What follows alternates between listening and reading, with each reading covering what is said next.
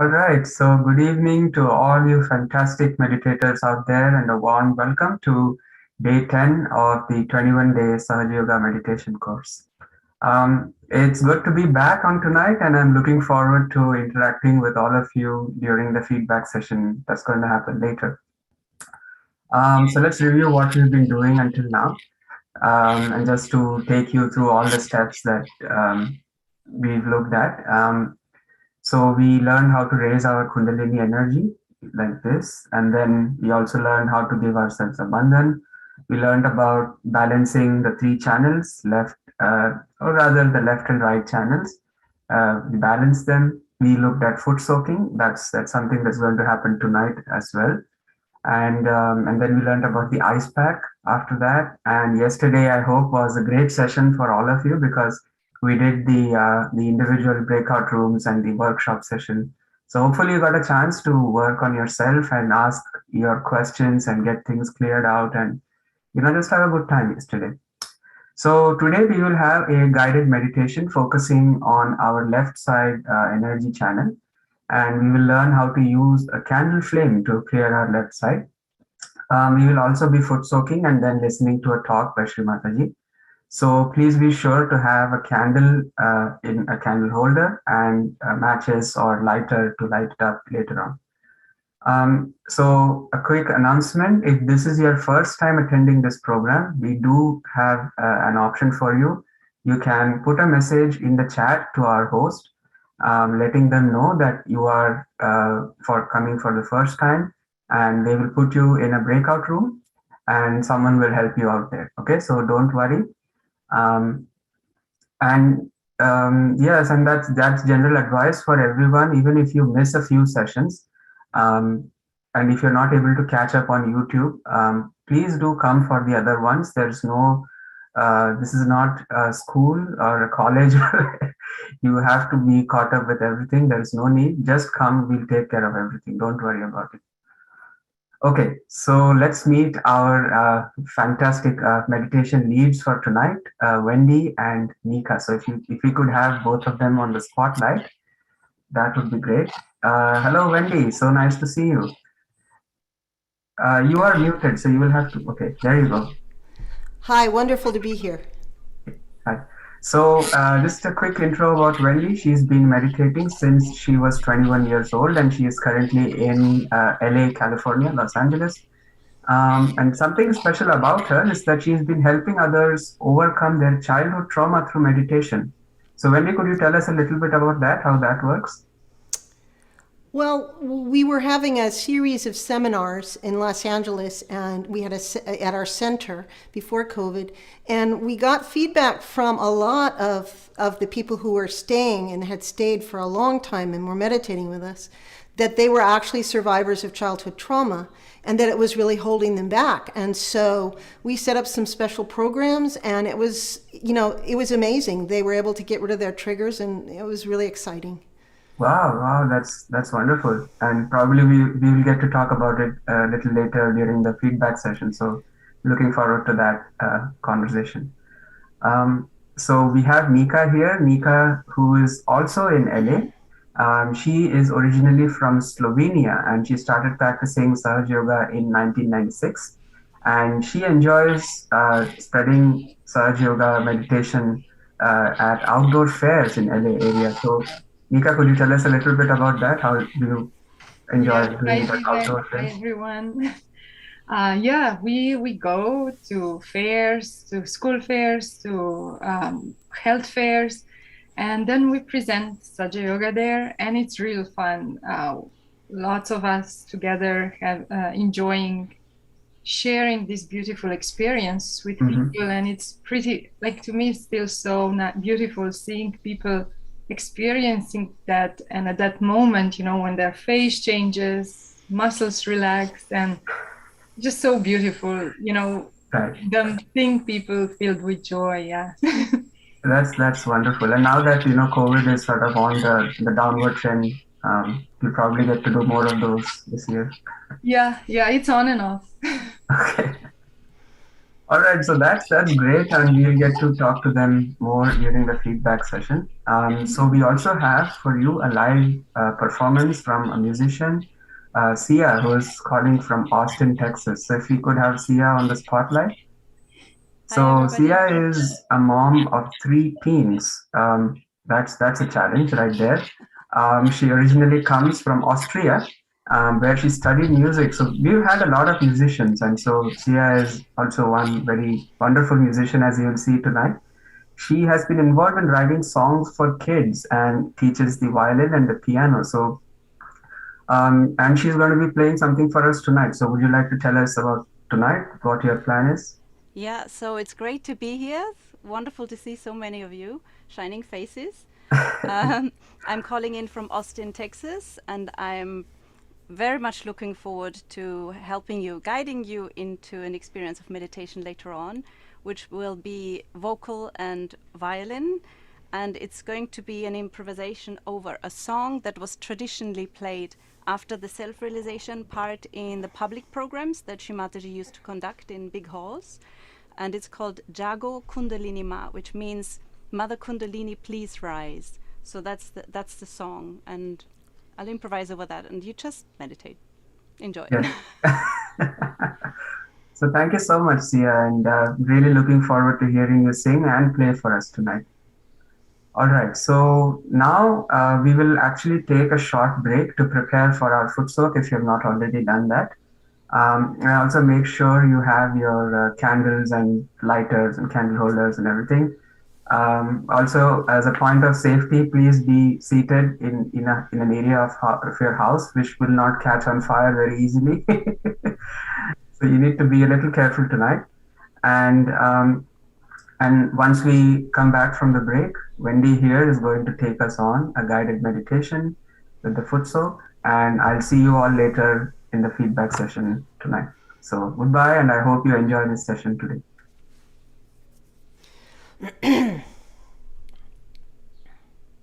So I need to know when I pop on that screen.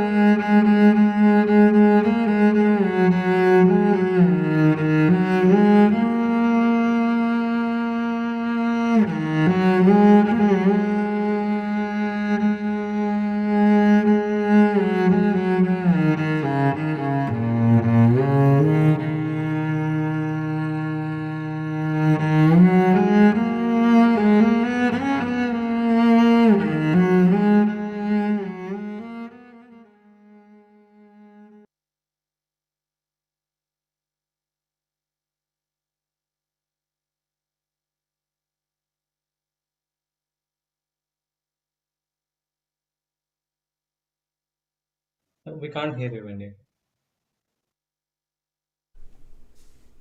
Can you hear me now?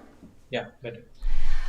Hi, it's wonderful to be here with you tonight. I think it shows that I'm a little older, that I'm absolutely blown away that we can be with so many people from so many places, and all here together in my home, and it's wonderful. So we're going to start, we're going to have a foot soak together. So we'll begin, let's begin by raising our kundalinis and giving ourselves a bandhan.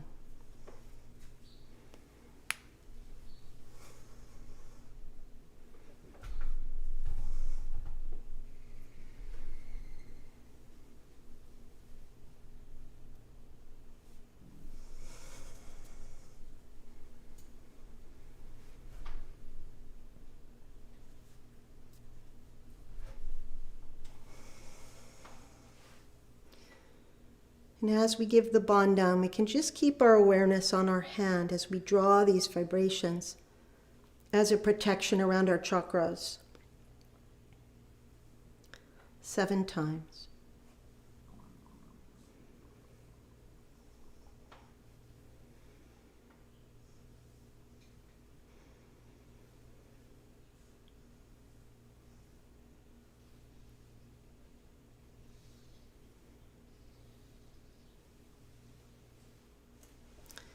Now, before we put our feet in the foot soak bucket, we'll pull it over in front of us. And before we do that, let's give it a vibrational bandhan with a circular, use our right hand and make a circle around the water. And you may be able to feel vibrations already, in which case you can hold your hand over the bucket until you feel the vibrations go cool. Otherwise, it's not important. So now let's go ahead and put our feet in the foot soak bucket.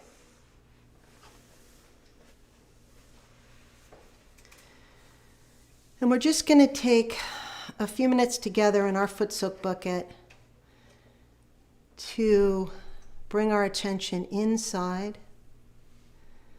Most of the time we have our attention outside. We're just going to bring our awareness inside and just see what's happening inside of us. We may be having thoughts. We may be having feelings rising and falling. We may feel very peaceful.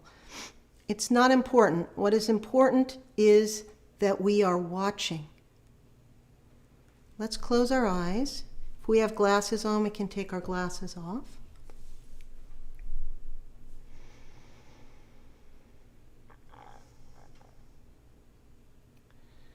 And we can begin by taking 3 cleansing breaths together.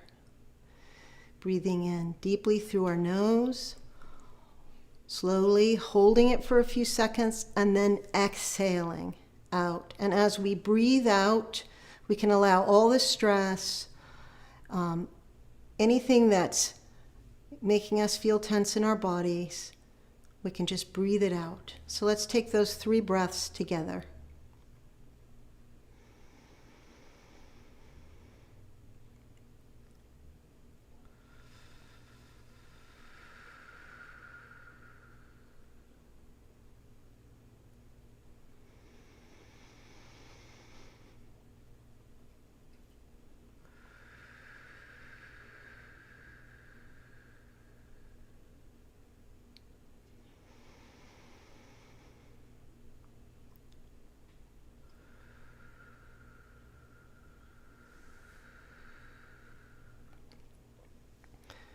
And once we finish taking our 3 breaths, we can just keep our eyes closed, very gently closed.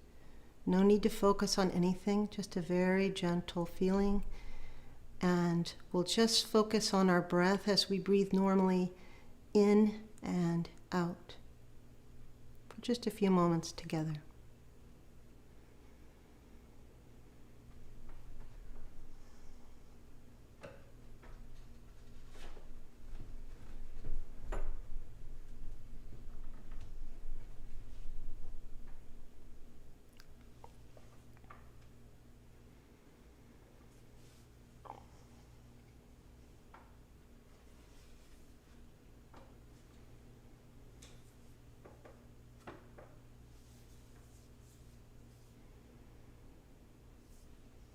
We can just keep our eyes closed. It helps us to keep our awareness inside. And we'll balance our channels. We'll start by putting our right hand towards the Mother Earth, the earth element that's so healing for our emotional side.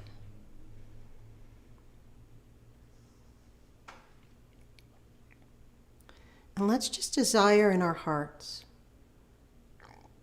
desire to be free from anything that holds us back emotionally.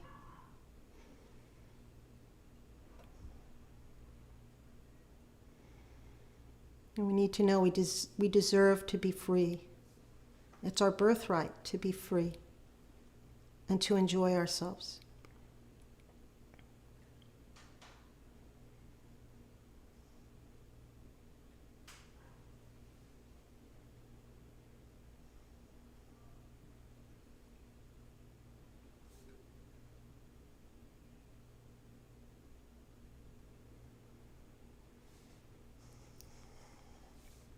Now we can bring our right hand up, palm up in our lap, and we'll take our left hand and point our fingertips towards the ceiling.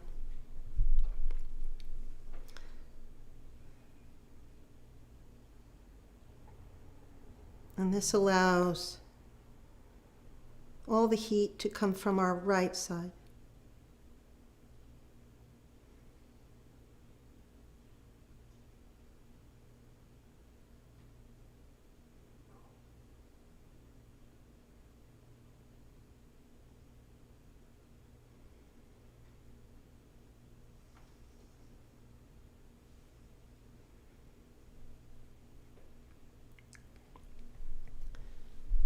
Now we can take our left hand and put it palm up in our lap. And let's take a moment to see what we're feeling on our hands. We may feel cool vibrations. We may feel some heat being released. That's very normal near the beginning of meditating. We might feel some tingling in our fingers. Or it's possible that we don't feel a lot on our hands. Let's try something together. Let's take both of our hands, the palms of our hands, and rub them together. Just like to say, wake up. This works for some people. Okay, and then we'll put our hands palm up in our lap. Again, see if we're feeling anything. Another thing we can try sometimes if we're feeling heaviness in our hands is we can take our fingers and we can ball them into just a ball. You can do that on your lap. I'm doing it up higher. Squeeze real tight and then release. And we'll do it one more time. And some people find this helps them.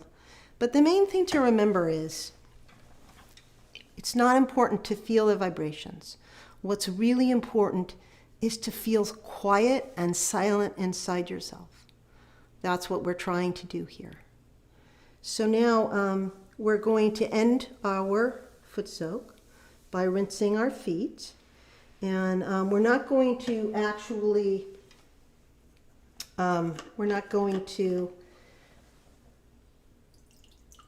remove the foot soak. We're just going to put it off to the side. We're going to be learning a very exciting technique, which I think a lot of you have already been exposed to in some of the breakout rooms, possibly, which is the candling technique. which is especially good for the left side channel, which is our emotional channel. We're going to go very quickly back into meditation, so we didn't give ourselves an extra bandhan. We'll do that at the end of everything. So very briefly, I wanted to explain something really important about the channels, the left side channel, the right side channel, and the central channel. We've been feeling our Kundalini rise in the central channel, and we really understand that feeling. That's why we're still here, clearly. But it might be a little bit tricky to know whether we have some vibrational issues on the right side channel here in our body or on the left side channel. And I think the easiest way to assess is, yes, you might feel some tingling in your hands.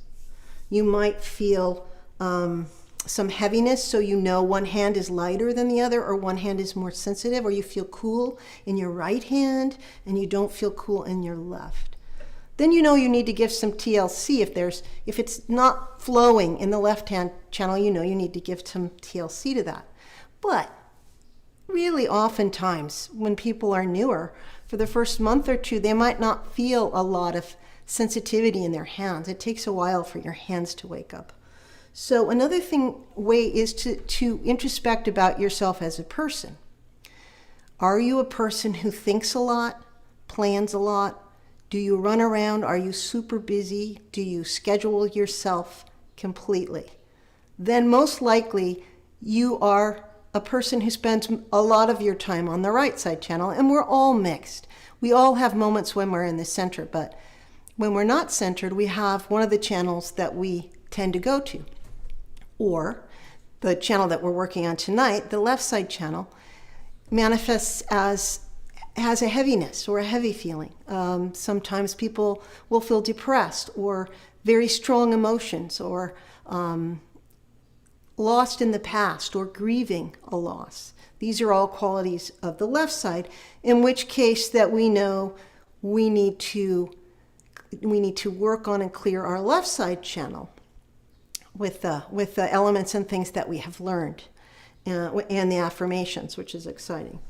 So what we're going to do is just a very simple technique where we take the central channel. What we want to do is we want to bring up the central channel, and we want to bring down the left and the right side channel. If we don't know if we are clear on the left or on the right, or if we have a stronger channel, this is one way that we can do that. We take our hands, we raise the Kundalini, and as we showed last night, we cross our hands and pull down the channels. Let's do this 3 times together. Normally we might do it a little bit more, but similarly, if we are feeling very sad or having emotional difficulties, we can raise the central channel, cross over, and pull down the left side channel. So if you have too much left side energy, you want to raise the center and you want to pull down the left side channel. Similarly, if we are a very overactive person, then we would want to do that for the right side. Tonight we're going to be focusing on the left side channel with some candle work. And I think we all have our candles here. So the good thing about figuring out, let's light our candles, figuring out which channel we think we overwork, is that then we know which of these techniques we've been learning is the right medicine for us. I'm an extremely right-sided person. I never need to raise my right side. I'm there. For me, I just need to come into the center. In terms of being in the left, a left-sided person, you might sit to meditate and you might feel very sleepy. You might feel heavy. You might not have any thoughts, but you might not feel joyful or peaceful. That's a heavy left side. So what we recommend for that is that you can go out on a walk and for 15 minutes. Really take a nice walk before you sit down to meditate. Make sure the lights are bright in the room where you're sitting, because the light will activate you and will keep you from being in the left. Okay, so we have our candles, and we're going to do a candling of the left side channel. And we're going to start on our first chakra, which is at the base of our spine. So we can put our attention there, and then we can put our candle by our left hand. And the candle, the left side channel tends to be tends to be cold. So we need to warm it up. So that's why we use the flame on the left. So let's keep our hand by the flame, and let's say the affirmation for our first energy center, the Muladhara chakra. Let's say to ourselves, Mother, please give me the innocence of a child. And we can just say that several times to ourselves.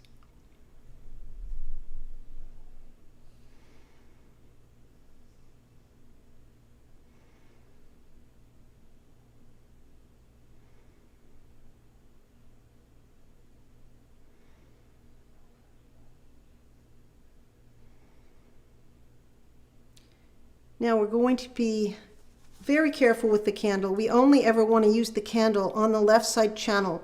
It's not good to heat up the right side because that needs to be cooled. So we're only going to be tonight using the candle on the left side of our body. And we're going to work on the chakra, the Swadhisthana chakra, which is at the hip level. And this is where truth resides within us. This is where we have the pure knowledge. So let's take our candle.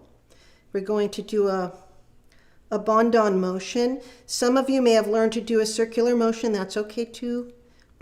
This is the easiest one. It's not the one I do. So we'll Bandhan it, and we'll say to ourselves, Mother, and we're always addressing Mother Kundalini. Mother, please give me the pure knowledge. We'll say that several times.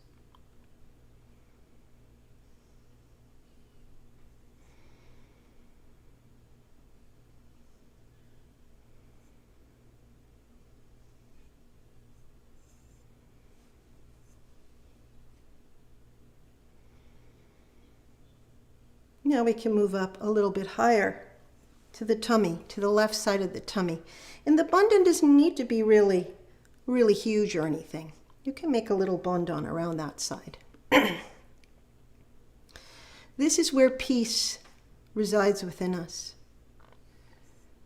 So let's just desire that we have peace as we give this a bandhan.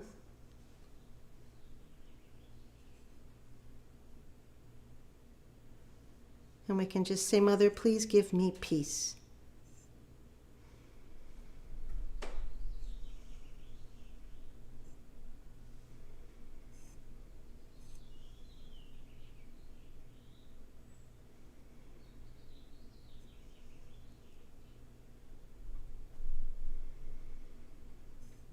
You may be able to feel the chakra clearing as you do it.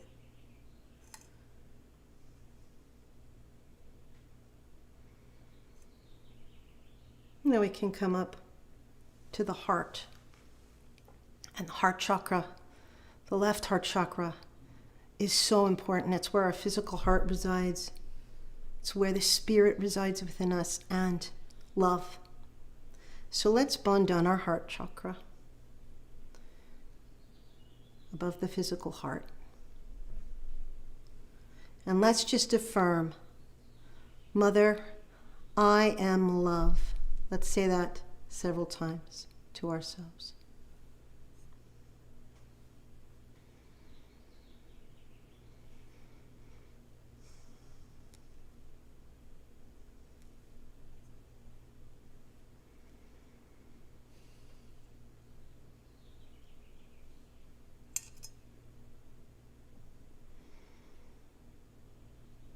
It's nice.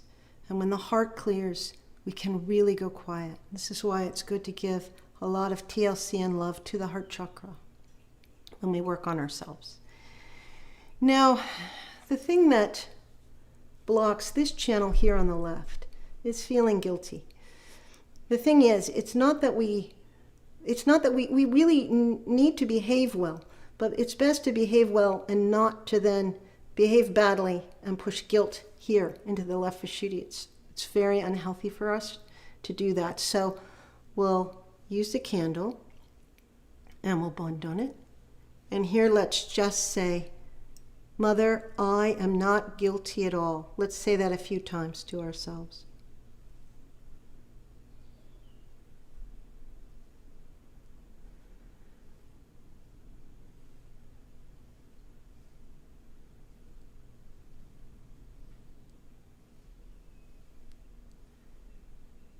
Yeah. While you do it, you can even turn your head a little bit. We want to be really careful here because we have hair. I have a lot of hair. And we want to be careful not to set ourselves ablaze.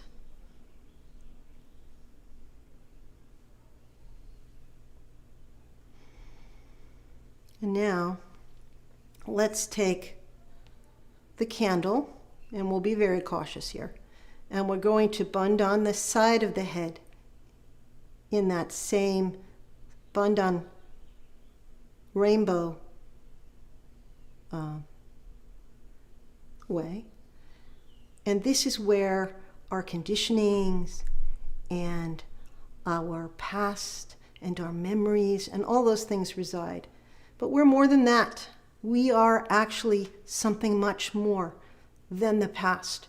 We are here in the present moment, and we are the spirit. So let's say together to yourselves several times, Mother, I am not my conditionings. I am pure spirit.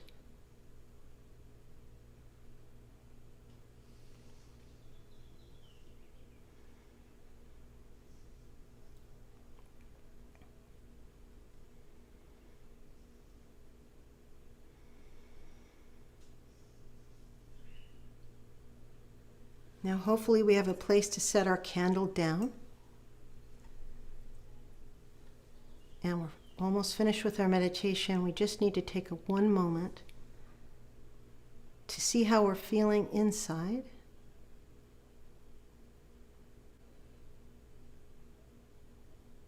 To see if we're feeling more peaceful.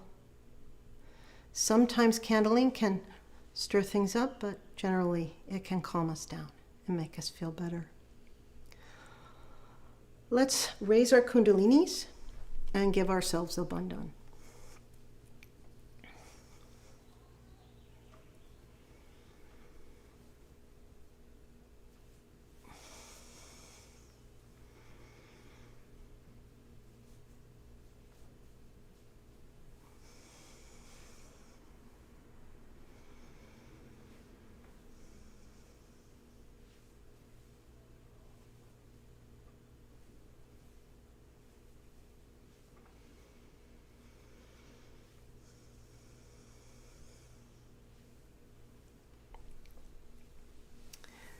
And now we're going to have a wonderful talk of Shri Mataji's. So we can just meditate, continue meditating as we listen to what she has to tell us.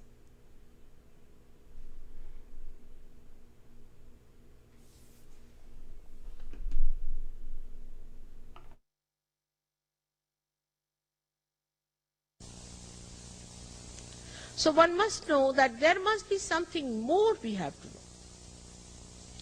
I would put it this way, that in the West, whatever knowledge we have had about science or about other things is like the knowledge of the tree which is outside.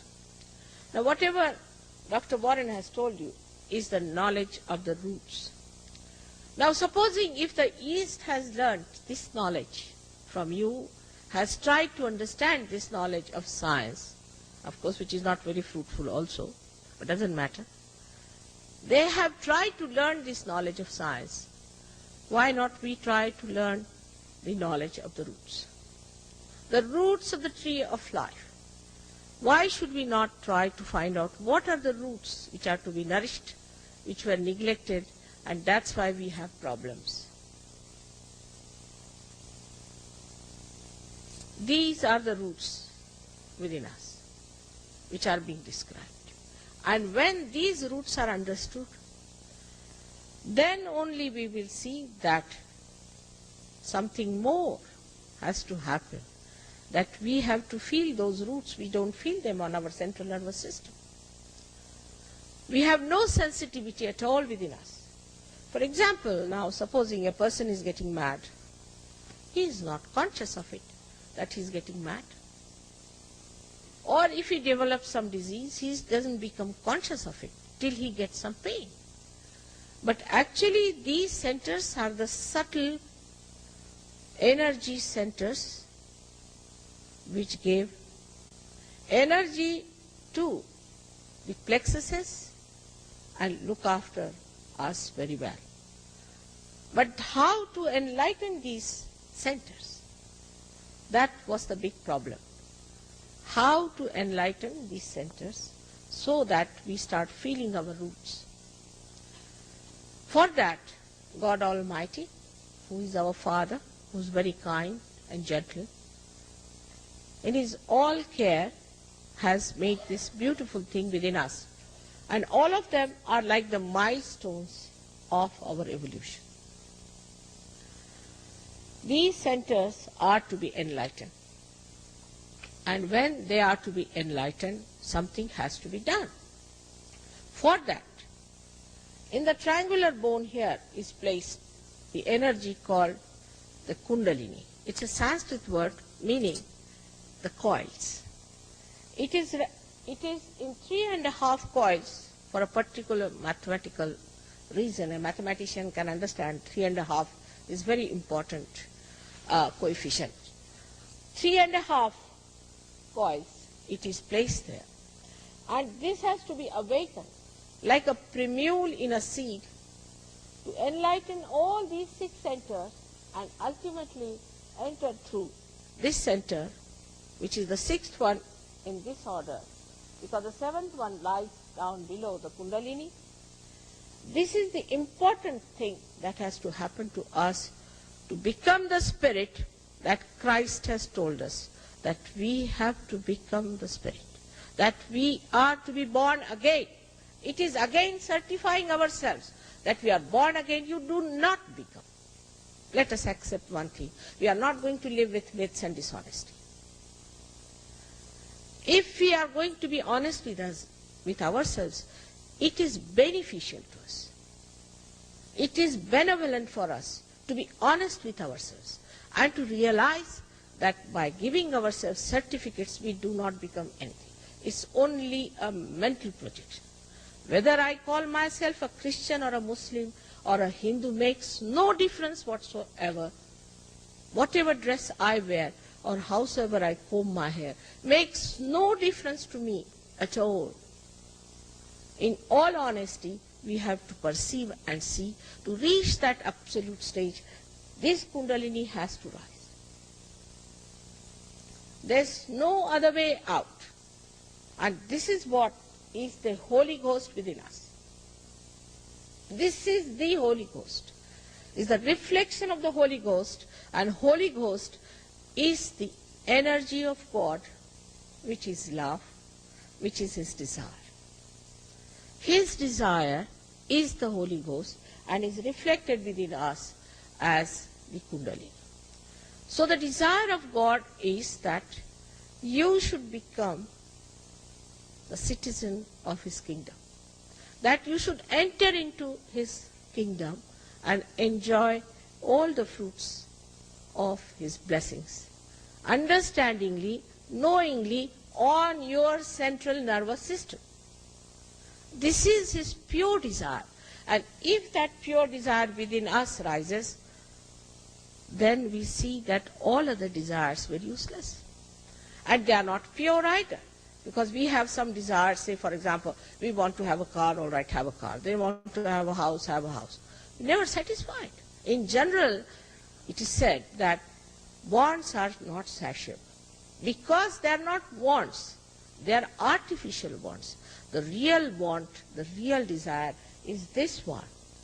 This energy of pure desire that says you have to unite unite with the divine, with the all-pervading power of God. That is our pure desire. And unless and until that desire is completed, you may do any kind of things, you may go to all kinds of things, try anything, you can never achieve it. Now, this is a living process, because God is a living being. He is not empty words. He is not just something like a dead book. He is not. He is a living God. He is a living energy. And this is a living process. So it has to be spontaneous. It has to be spontaneous if it is living. For example, there's a seed and you want to sprout it. Can you order it? Can you mentally say, all right, it has now sprouted? Can you say that, all right, I'll read these mantras to you or Bible to you or do this? Will it rise? No, it won't. It's a living process. You have to place it in the Mother Earth. Spontaneously it will rise. You don't have to say anything. You don't have to imagine anything. It will rise. And that's what it is, that this Kundalini has to be awakened. In the same manner, in the living process. Now, many people are surprised that I don't charge any money. How can you charge money for love, first of all? And this love, which is so spontaneous. I don't do anything. I'm just standing before you. I'm doing nothing at all. But if that love is, say, flowing all over, and if you get this awakening because of my presence, I'm doing nothing. It's your own. Whatever is your own, this Kundalini is your own, your desire is your own, and if you achieve your realization, it's your own. What is there to charge for? To be honest, I don't do anything. There's no obligation at all. It's just a catalyst. Then you become the catalyst, then the third person becomes the catalyst. Everybody can become the catalyst, but one has to be honest and truthful. Otherwise, you cannot find truth. If you are living with myths, how can you find the truth? Now the modern Sahaja Yoga, what I call it, whatever the way I'm trying it, is a little different that people could have used before. Like they first wanted to clear chakras after chakras, everything, and then go through all kinds of penances and all that and rise the Kundalini. Because people needed this cleansing. Now, what I thought was the easiest method is somehow or other to raise the Kundalini. Somehow. Make it even a little glimpse of the light into people. Let the light coming in the lamp. Let the lamp be seen by the people themselves. When the Kundalini rises, you see, there is a flickering, say, of the light. You can see yourself what's wrong with you, which chakra is catching, where is the problem. And then it's very easy to correct. But if I say, do this and do that, finished.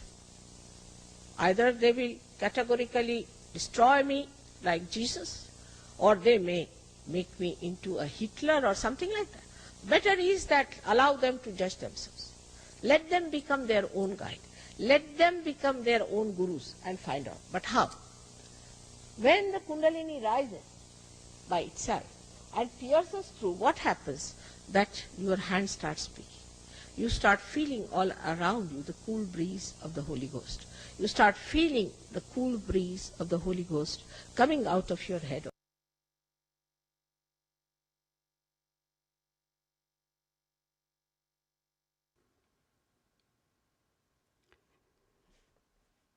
So when we hear the music, we can keep our eyes closed, or we can look at the photograph of Shri Mataji.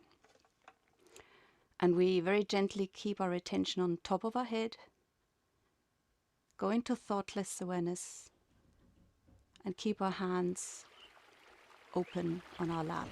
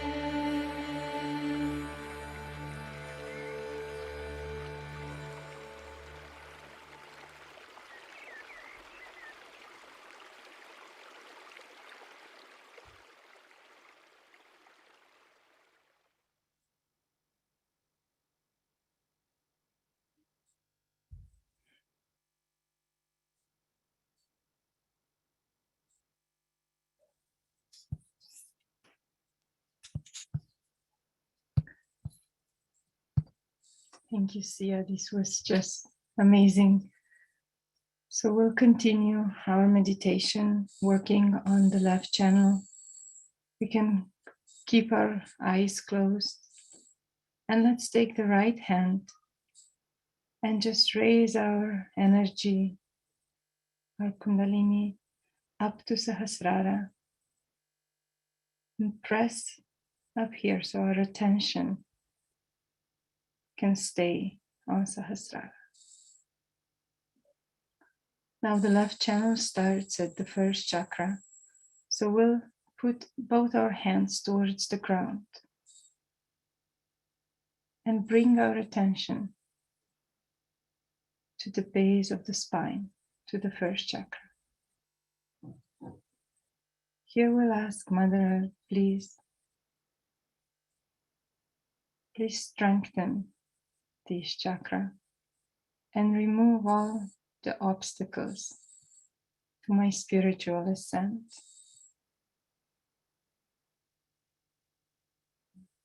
Please establish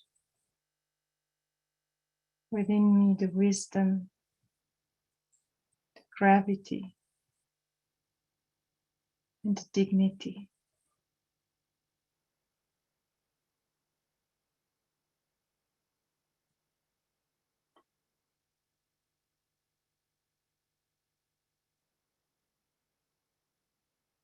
We'll bring both hands back on the lap.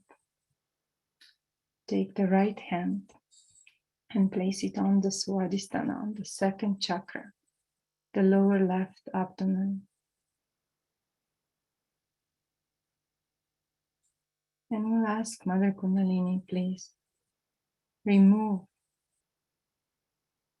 all the desires that I have, but they don't bring me to the spiritual ascent. They actually take my attention away from my spiritual ascent. So Mother, please remove all such desires. And please establish the desire to reach the highest, to reach the spirit.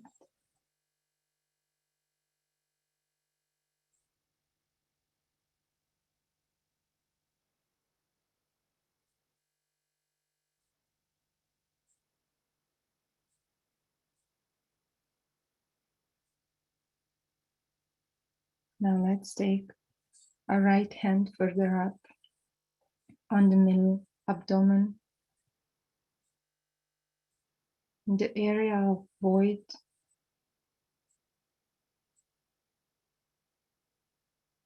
And we can pray here, ask our Kundalini, Mother, please give me the strength to really become my own guru, my own teacher. Establish this discipline that I need to ascend.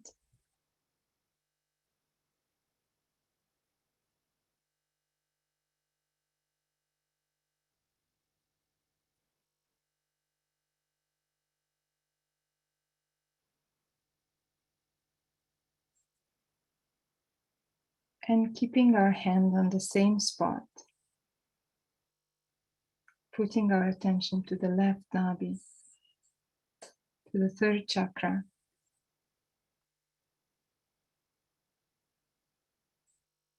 We'll ask, Mother, please let me feel this inner satisfaction. Let me feel the inner peace and generosity, so I can pass all that on into the society.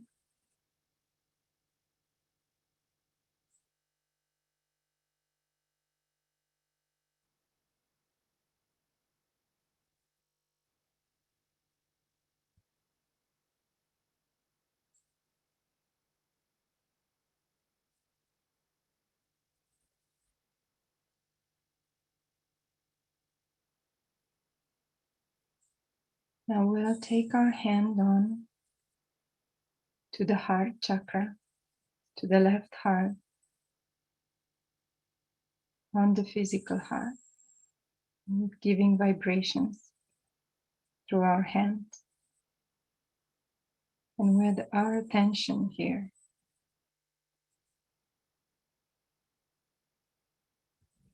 we must realize that we're not just this body, just this mind, the ego, conditioning, or even the roles we play in life, but that we are the spirit, eternally pure, joy and awareness. Mother, by your grace, I am the spirit.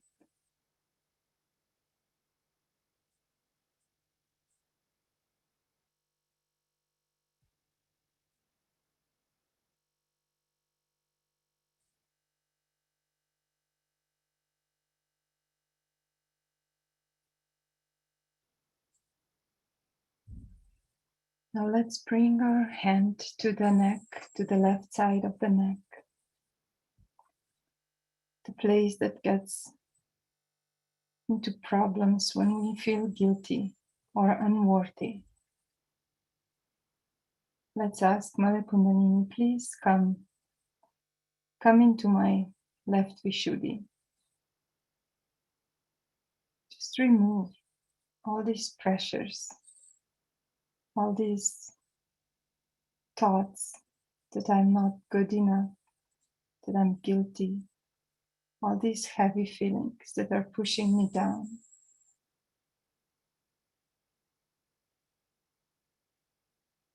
Mother Kundalini, by your grace, I'm truly not guilty, and I do not condemn myself.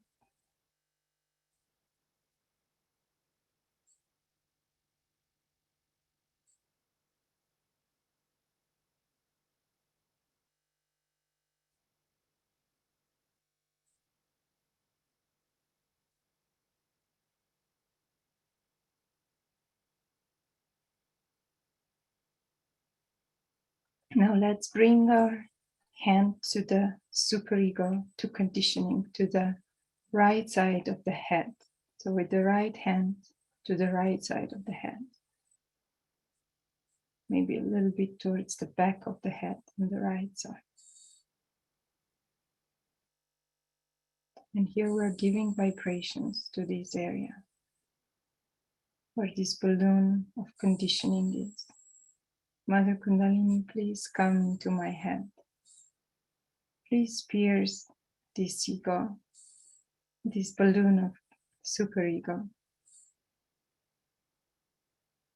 Please remove the fear that I have that comes from the past experience, the fear from conditioning, all fanatic ideas that I may have. Please just remove all that. Let me feel the freedom and the joy, this joyful left side.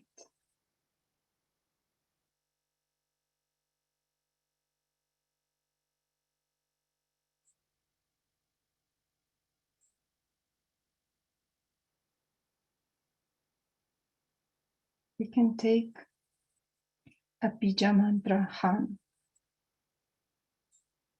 Hum, hum, hum, hum, hum, hum, hum.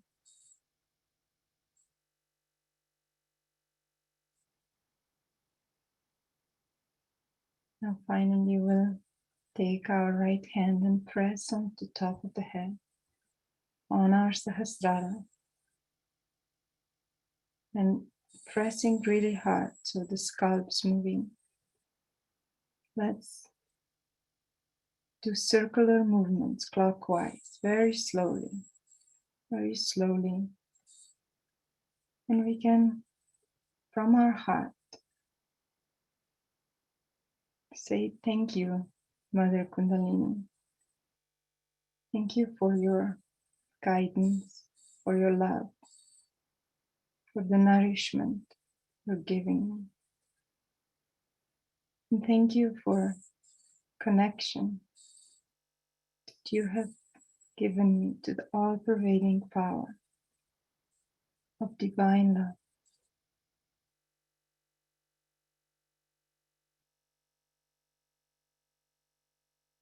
Let's bring our hand further up above our sahasraras, wherever we feel the cool breeze or the warm breeze.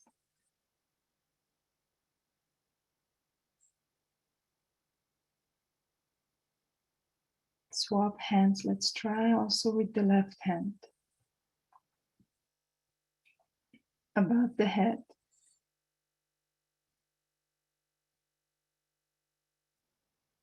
And wherever you felt the breeze, keep your attention there. Your attention on your hand and on that breeze above the head. Keep your eyes closed and let's stay in silence just for a minute or so. Thoughts come, don't worry, just don't get entangled with them. Don't let them pull your attention in. Keep your attention on Sahasrara and on your hands.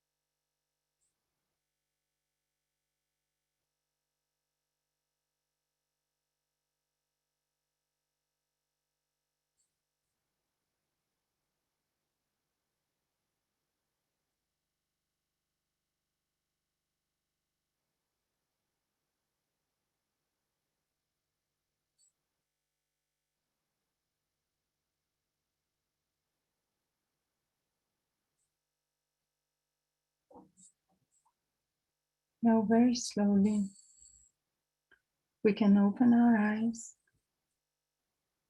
and we will wrap up this meditation for today by raising our Kundalini and putting ourselves into Bandhan.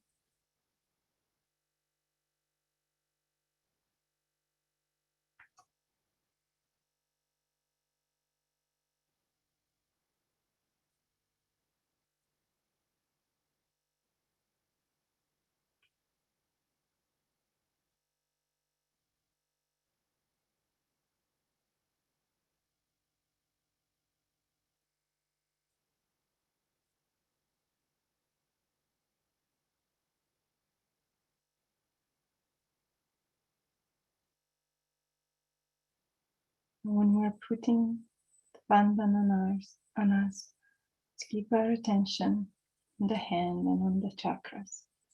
So 7 bandhans, 1 for each chakra.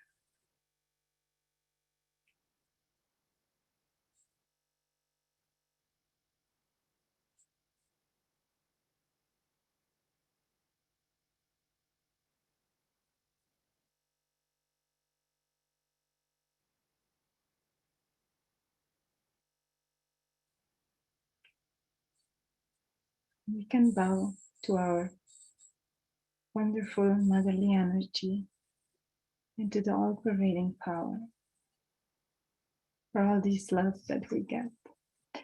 And today I just want to remind everyone that we got a feedback that lots of people tried meditating at home, and we encourage everyone for a better experience to find a spot where they can sit down for meditation regularly, and like a corner in the house, something small, doesn't need to be big, and you can set a small place like I have here, like small picture of Shri Mataji with a candle.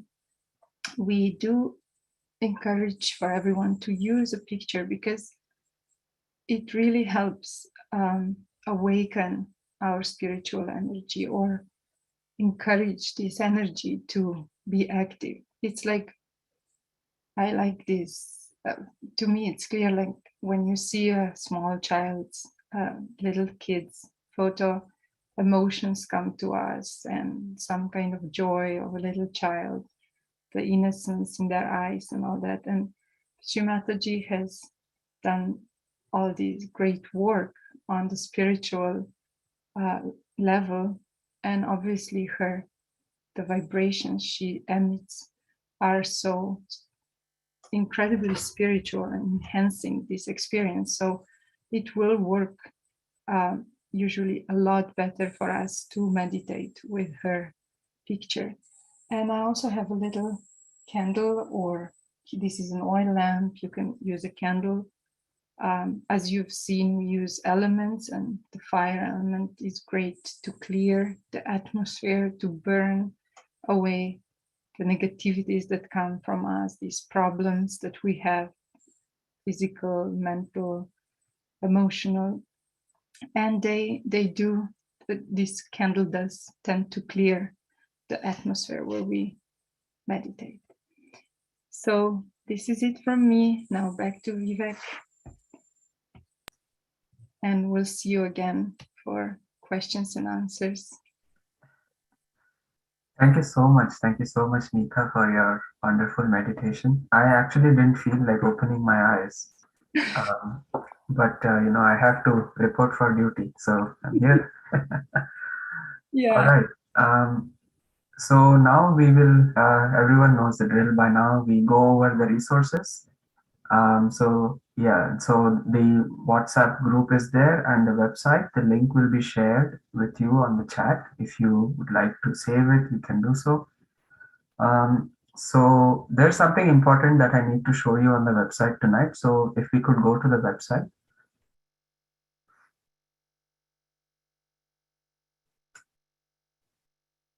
So yeah, we've like sort of compiled all the resources and put them together under one tab. So I would just like to show that to you. So if we could scroll further down,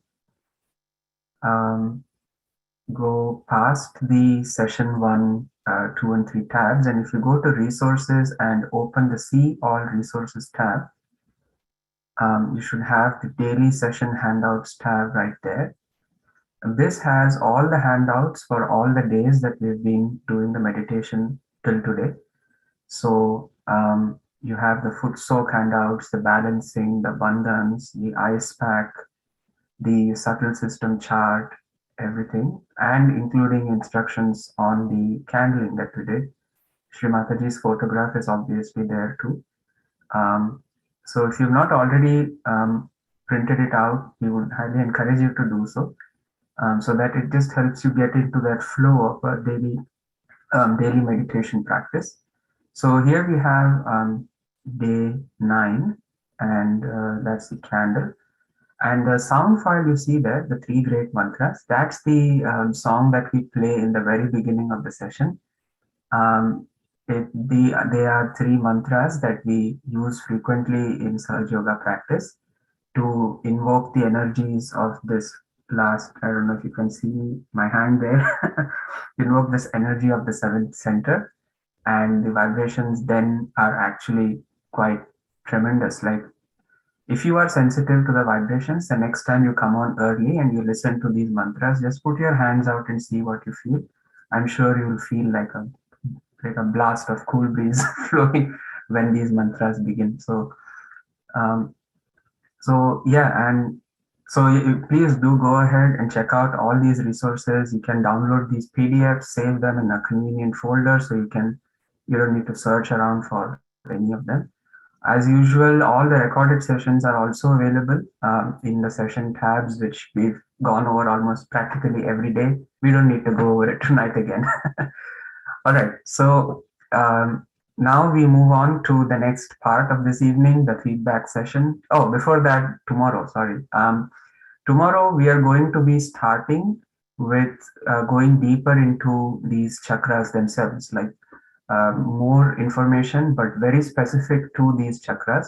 So every day is going to be one chakra, and so we have 7 days planned out that way. And so we start with the Muladhara chakra, the first chakra at the base of our spine, and it has all to do with childlike innocence. So it's going to be wonderful tomorrow for all of us to meditate on these childlike qualities within us. All right, so we'll now begin the feedback session. So if you speak Spanish and would like to be assisted in Spanish, please let us know in the chat. We can take you to a Spanish breakout room and you'll get to interact with Spanish speaking meditators there. Now, today's feedback is going to be split into 2 parts. You can attend whichever you want. So one part is the feedback time, where you can stay here and let us know whatever you want to discuss about, or you can ask for a workshop breakout room. So you can essentially repeat what happened yesterday. We have many Sahaja Yogis tonight, again, on duty to help you out. So please, we encourage you, if you would like to do that, please do so. If you could not attend it yesterday, tonight might be a good opportunity for you to do it, because you can really work on a very personal and individual level and address problems that are unique to you and you probably don't feel like talking about on a public forum. So please do ask for the workshop breakout room and someone will guide you there in the chat. Now, if you want to speak over here, which we also encourage you to do, please raise your hand. So I will be able to see whose hand is raised, and then we'll go on to discuss everything that you want to discuss. Okay, so let's put our fantastic leads and our musician for tonight in the spotlight. And maybe let me put on my glasses here. Okay. So if we could have our leads, and Sia is here. We don't see the others. It's a lot of raised hands tonight. I think, Sia, you're going to get a lot of compliments. Please wait. Don't leave us. All right. Yes, we have all our leads tonight. So great. Let's get started. So Jason, please go ahead, turn on your camera, and um, we'll take your question and your feedback. Jason, are you there? Jason, I'm going to lose it. I'm sorry about the last name, but yeah, nice to see you, Jason. Hello. Very, very nice to see you, Vivek. And you don't have to try my last name. That's okay.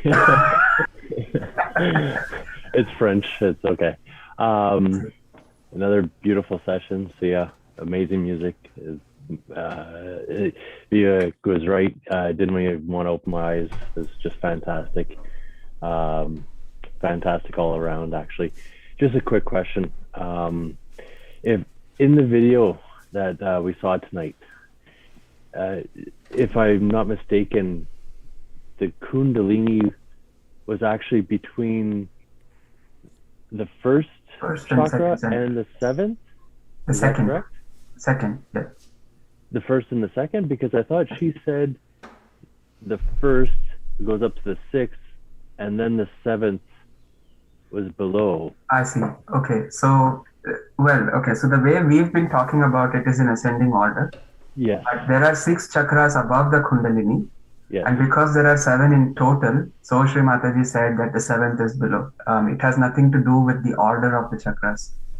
So the first chakra, as you see, is numbered there, but there are 6 above the Kundalini. Mm-hmm. So Shri Mataji in her talk mentioned those 6 first. And then because there are 7 in total, she just said that the 7th in that list is the first one there. Hello? Is anybody there?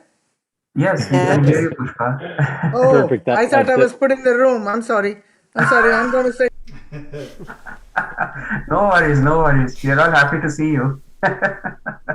She can actually go ahead. It's okay. That was my question. Thank you very much.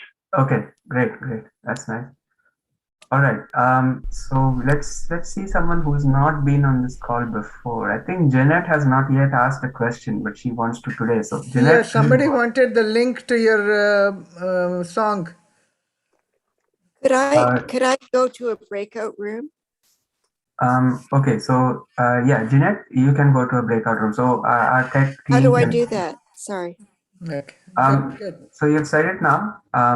The tech team will take care of it. No worries. Tech team, if we could please assign Jeanette Rogerson to a breakout room, that would be Thank you. Yeah. Sure. Can I ask a question, please? Yes. Yeah, go ahead. Okay, fine. Please go ahead, but you can raise your hand on Zoom but please go ahead now. Okay, I just wanted to know that can these chakras be blocked by some spirits and all like that? I see. Good question. So Wendy, would you like to answer that question, or Bina? Can they be blocked by what? What was your question? Her question is, can these chakras get blocked by things like spirits, for instance? The left side channel. This is something we don't talk about a lot right at the beginning, but Shri Mataji has spoken about it, and there are spirits that have decided to go out of evolution, and they're no longer taking their rebirth, and they tend to attack the left side channel, especially through the Swadhisthana chakra, which is down by our hip. That's why when we clear this chakra with a candle, sometimes I couldn't show you this because we're sitting in chairs, but if you sit on the floor and you put a candle behind your left Swadhisthana in the front, this is very good for clearing and strengthening that chakra and clearing out any negativity that is troubling your left side channel. No, but my question is that, these chakras, right? So these, sorry. Hello? Yes, Jeanette, Can you hear me? Can you hear me? Yes, we can hear you, Bina. Can you hear me? Yes. Can you hear me? Okay, we have 2 people on the call so speaking at the same time. Let us mute one of them and then have the other one speak. So Bina, I'm going to mute you for 1 second, okay? Sorry about that, everyone. Jeanette, please go ahead. I'm sorry. How may I get into a breakout room? How do I do that? You'll have to wait for some time because the tech team has to scroll down a participant list which has like hundreds of people. So and Zoom doesn't arrange you in an alphabetical order. So it's going to take a little while. If you could be patient, they'll send you. Okay. Don't worry. Okay. Thank you. Yeah. Sorry. Okay. So Veena, please go ahead. What? I have to Okay. unmute. So my Yes. yeah. So like what is the thing I've seen people are not able to like even I feel sometimes stuck all the time, right? Not all the time, like if something happens or like you are not able to move forward. You want to be get free from all these bondages and all right. So Mm-hmm. like that's why I'm wondering which chakra is that which stops you to go ahead and do your take the charge of your life and especially since like I'm retired and I'm suffering from a lot of issues, but I know Okay. that spiritually keeping you alive. I know that Right. our divine soul is keeping us alive. But Good. Yeah. like you have to do before you leave this world. Okay, So, so the best way out is to just see on your hands what you feel because we cannot pinpoint and say, okay, this chakra is the problem without knowing this. So, if on your hands, Mhm. do you feel a heat or tingling on some fingers in particular when you keep your hands out like this? Can you try it out now? I always, I always feel warmth, in my hand. I always In feel warm. both your hands? Like I can't point what finger, but like whenever I do like this and I bring it close to me and go out, so I feel a Okay. lot of warmth here in my hands. Okay, okay. So that is something I think we might be able to address in the smaller breakout room perhaps. So if tech team could assign Bina to one of our breakout rooms, someone can really help you with that because this is like a very big forum right now. We Okay, might thank probably you. need more focused help. Okay, so I would really request people to please raise their hands because I know it's tempting to just unmute yourself and start speaking, but we have like hundreds of people here. So we need to, go in a line. I will get to all of you, don't worry. All right. Um, okay, so we have Anuja next. Anuja, what is your question? Please let us know. Anuja, you're there? Okay, maybe she's not there. So I see a user, gentleman. Hi Yeah, Vivek, I'm sorry. I was just talking to my friend, so I did not. okay, I was not. Yeah. So no worries. so I have been actually practicing Sage Yoga for quite a long time, Okay. but I was not consistent. Mm-hmm. So my main question is that, like, what exactly? I mean, why I'm not being consistent? Like, I want to do it every day, but Mm-hmm. Mm-hmm. sometimes it just happens like I don't know, like, I'm not able to sit it, or like I want to increase I my see. sitting, or I have the desire, but Uh, I'm not able to put, I don't know, like, you get it what I'm trying to say? yes, yes, I do get your Like, point. So maybe Nika, could you help answer this question for Anuja, what she can do to improve her consistency? Yeah, yeah. It's usually, our void, our left side void when we need to discipline ourselves. That really helps, right? To even though it's such a gentle thing, meditation. It's such a, nobody pushes us, we don't earn money. There's nothing like that, right? It's really just for ourselves. So I would say, clearing the void would really help. And then strengthening maybe the left side also. But it's a decision, right? And are you able to feel vibrations, feel the joy, feel the peace when you do so? um, yes, I'm actually, like, I can feel a lot of vibrations on my sahasrara, on my hands as well, but my main problem is that I don't understand. If I can feel the coolness on my head and on my palms, then why I'm not able to, consistently sit? Is that my main question? Like for a while, like you sit and be thoughtless for a while. That's the problem. I'm sorry, can you please repeat it? When you sit down for meditation, you can't sit, let's say, more than 5 minutes. Is that, or you can do Yeah, it regularly? no, it's like every day I struggle. Like I have to force myself to sit. And I don't get it. Like why I have to force myself? Because I really want to practice this, but I don't want to force myself. Like I want this to happen like okay. Like I don't want my mind to be reminded like okay, now you have to do the meditation. Now you have to do the meditation like that. Well, actually, there is in the beginning, it's always, I mean, we have to put some effort into things, maybe even force ourselves a little bit, right? And then when we get into that state, when our attention clears, when our thoughts completely subside, when we really enjoy it, I don't think any of us actually forces ourselves. I mean, it's a really nice time for ourselves to do it. So Yes, that's exactly my point is. yeah. So just I would suggest just put some effort into it to make it a schedule thing, to make it a habit in a way, to get up in the morning. You don't need to do it for long, maybe just 10 minutes, especially if you can feel cool and if you can in like enter this thoughtless state, then I think like 10 minutes in the morning, maybe a foot soak in the evening, and you'll be in bliss all the time.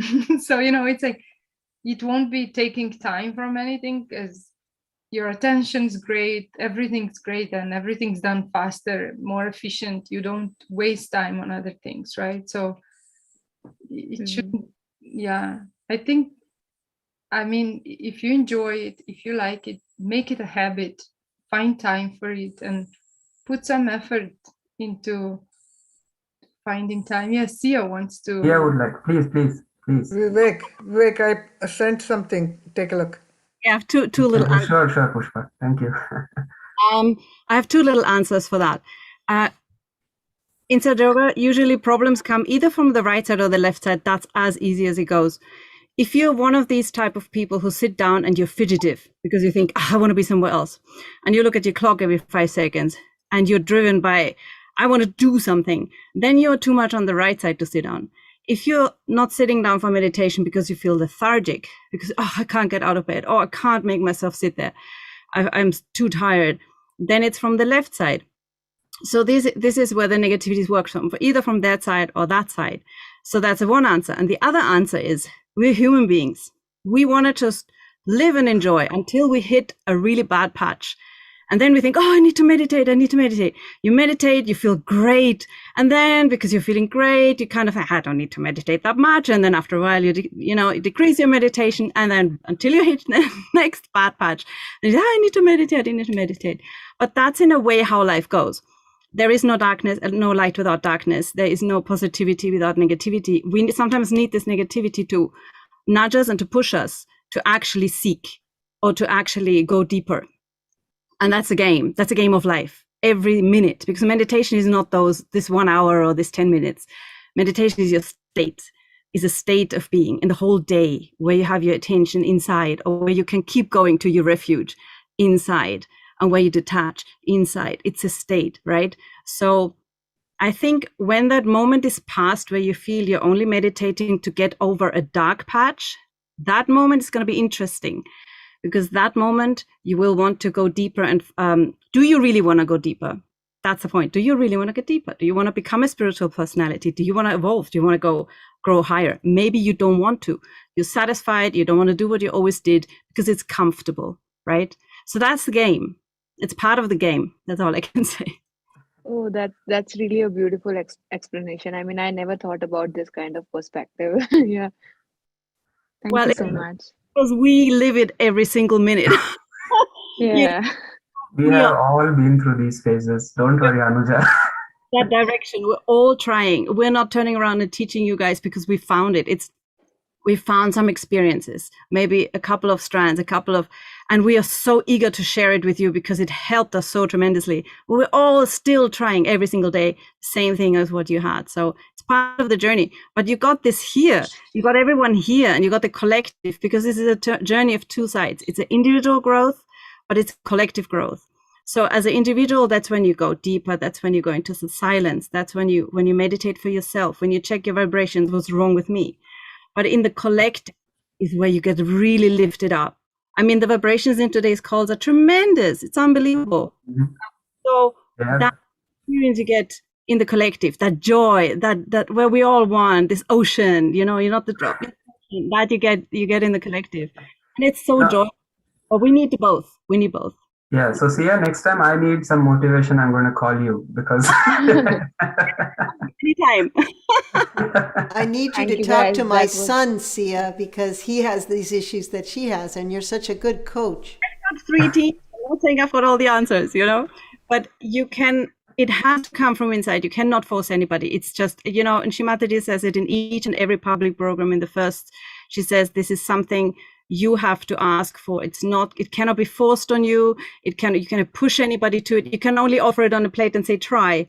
And very often, and I must say from my experience with my friends, a lot of people only try it when they really hit a terrible low. And it's sad to watch. But that sometimes gives them this nudge to say, oh, I got to change something in my life. And maybe that's the role of the negativity, of the role of bad things, is to nudge us into this direction. Else we would just comfortably do as we always do. So it is. Right. Thank you. So, Thank you. That was so beautiful. yeah, thank you, Anuja, for your question. So, Nika, you mentioned something about the left void, right? So, if the tech team could pull up the subtle system chart, because we haven't really talked about this void and what is it, and if you could let us in short. And after you give us your explanation, can we do a short meditation, like a half a minute on the left void? Sure. Yeah. So you see here on the left side, the void. The void is the area where we say, especially on the left, we say, I am my own master, my own guru, right? I am the one in charge of myself, basically. And in this sense, here with meditation, we are in charge of our own ascent on the left side, of our own discipline that is needed for us to go deeper, to grow as a spiritual being, to experience more, to experience this all-pervading power, our own kundalini, the blessings of our void. So yeah, let's just sit comfortably straight as much as you can, and let's take the right hand on the void. Let's put it, that's the left abdomen. And here we can ask Mother Kundalini, please come into my void. Please give me the strength, the power to cross this ocean of illusions and to establish my own spiritual growth.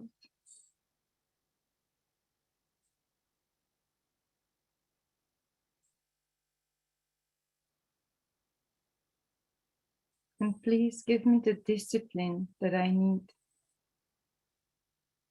to follow through, to continue on my spiritual journey.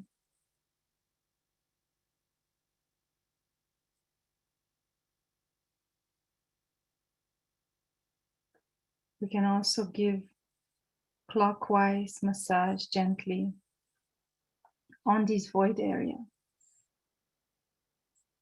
That is the area around the third chakra.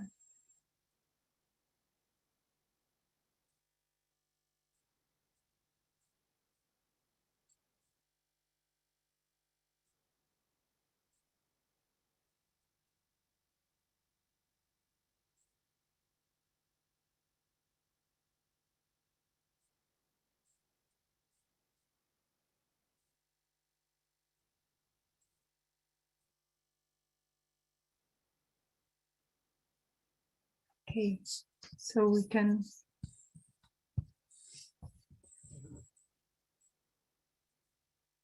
move on. Right?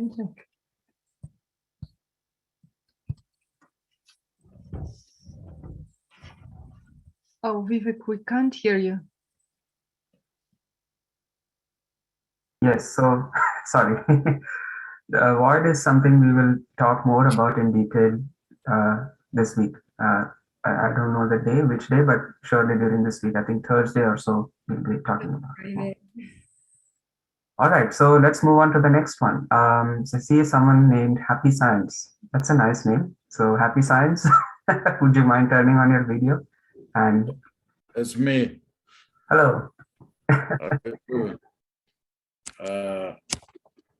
I don't understand this technique. This woman, Miss Wendy, did circle around head. I never seen it. She raised Kundalini and circle around head, and push energy to left arm. Can you repeat it? Sure. What is it? What is it for? And how to do it? We can't hear you. Yes.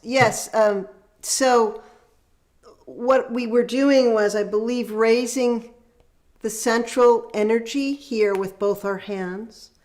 And then because the channels cross over, we put our hands on both sides, as we were shown in the foot soak last night by the gentleman who did a lovely job with that.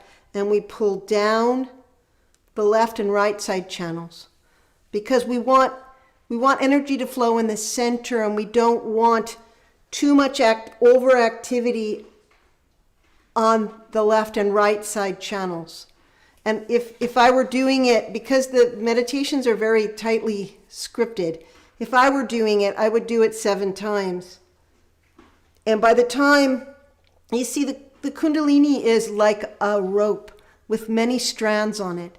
So the reason why the entire Kundalini doesn't rise all at once is because our chakras are a little tight. That's why we work on our chakras, because we're hoping the more Kundalini rises, the more quiet we'll feel inside.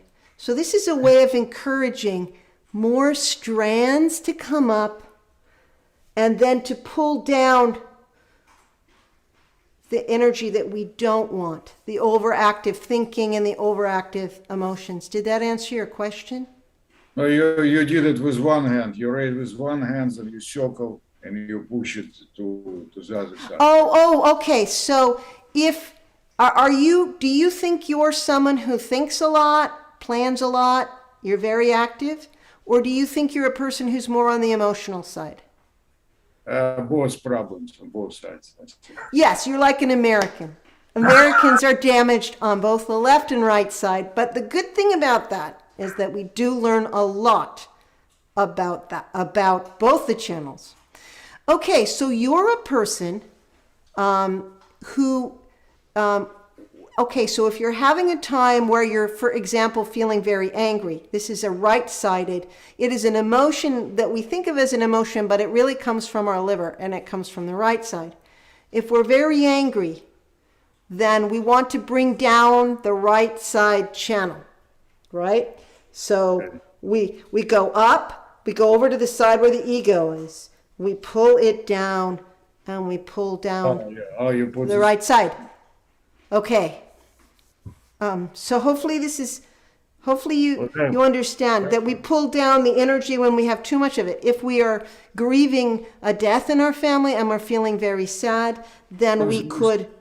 Something with picture, you disappeared. I don't know.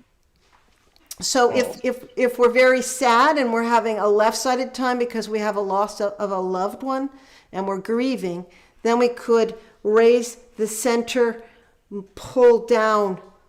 We're pulling down from the problem is the camera flips things, but this is really the right side of the head where the superego is, and we're pulling down the left side channel because it's too much activity. That's why the other thing we can do is to bring one, if we're really clear, like we can't feel our feelings because we are so overly active that we can never feel our feelings. We feel shut down. Then we're a person who could raise the left side and pull down the right side because we have too much thinking, not enough feeling. So you have to try these things and figure out what is it that helps you experience more. What is it that helps you go deeper? And hang on to those things, because we're going to present everything to you. There's a lot of people here. We're going to present all the tools that we have available, and then you become your own guru by finding out what is it really helps you. Right? I mean, for me, it's a crazy thing that helps me be the most centered. If I swim, I'm a fairly right-sided person, so I go and I swim for about 45 minutes, maybe 3 or 4 times a week. And this is the thing I did this morning to get centered for this, because it takes all the heat out, it takes my extra energy out, and I find myself in the center. That's not going to be the solution for every person. For some people, it's like, just don't drink coffee. Don't have caffeine if you're really right-sided. For some people, that's the best thing, or putting the ice on the liver. So what you need to do is see what you feel and gravitate towards the things that make you feel the best and make you go the deepest. Yeah, so thank you for that answer, Wendy. Do you have any more questions, sir? No. Because I didn't see this technique before. I know this, of course. Okay. Yeah, we are going to be talking about something new every day, so it's going to seem a little strange, but please, yeah, if you're confused about anything, as he did, please ask us, let us know. We're more than happy to clear any doubts you have. Okay. All right, so yeah, thank you. So that was a wonderful explanation, Wendy. Maybe we could try that again, like, raising this, and maybe you could do a small meditation for us based on this. Is it, Wendy, if you could do that? Yes.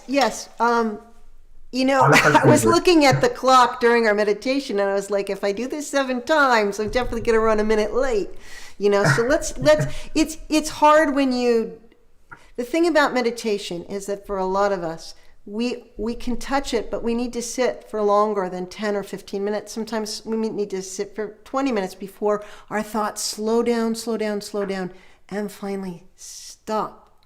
So what we can do, this is one thing we can do sometimes, this raising the central channel and pulling down both sides, that can help us touch it. The whole point to do these things is to have a deeper experience. The mental knowledge isn't so important, though. I mean, I suppose over time I do have mental knowledge. I know how many, petals there are in each of the chakras. But, you don't need to know how electricity works to turn the lights on. So right now we're just trying to go quiet inside, to feel our depth, and to just have some peace from all the galloping thoughts and the too much emotion. So whichever thing you're having, this will work for that. Either left side or right side. That's the beauty of it. So I think my camera's not back as far as it used to be. I hope that you can we put it so? There we go. You can see a little better. Can you see? So we're going to put our hands down near our hips in the center, both hands. And we're going to raise up. And the important thing is that we put our awareness inside our spine as we do this, like we're raising our hands up, but our attention and the Kundalini is raising with it. And we go up above the head and we cross our hands, as we learned yesterday, pull down the ego, superego, right side and left side channels. That's 1 time. Let's do this 7 times together with our attention. It's powerful if we do it with our attention.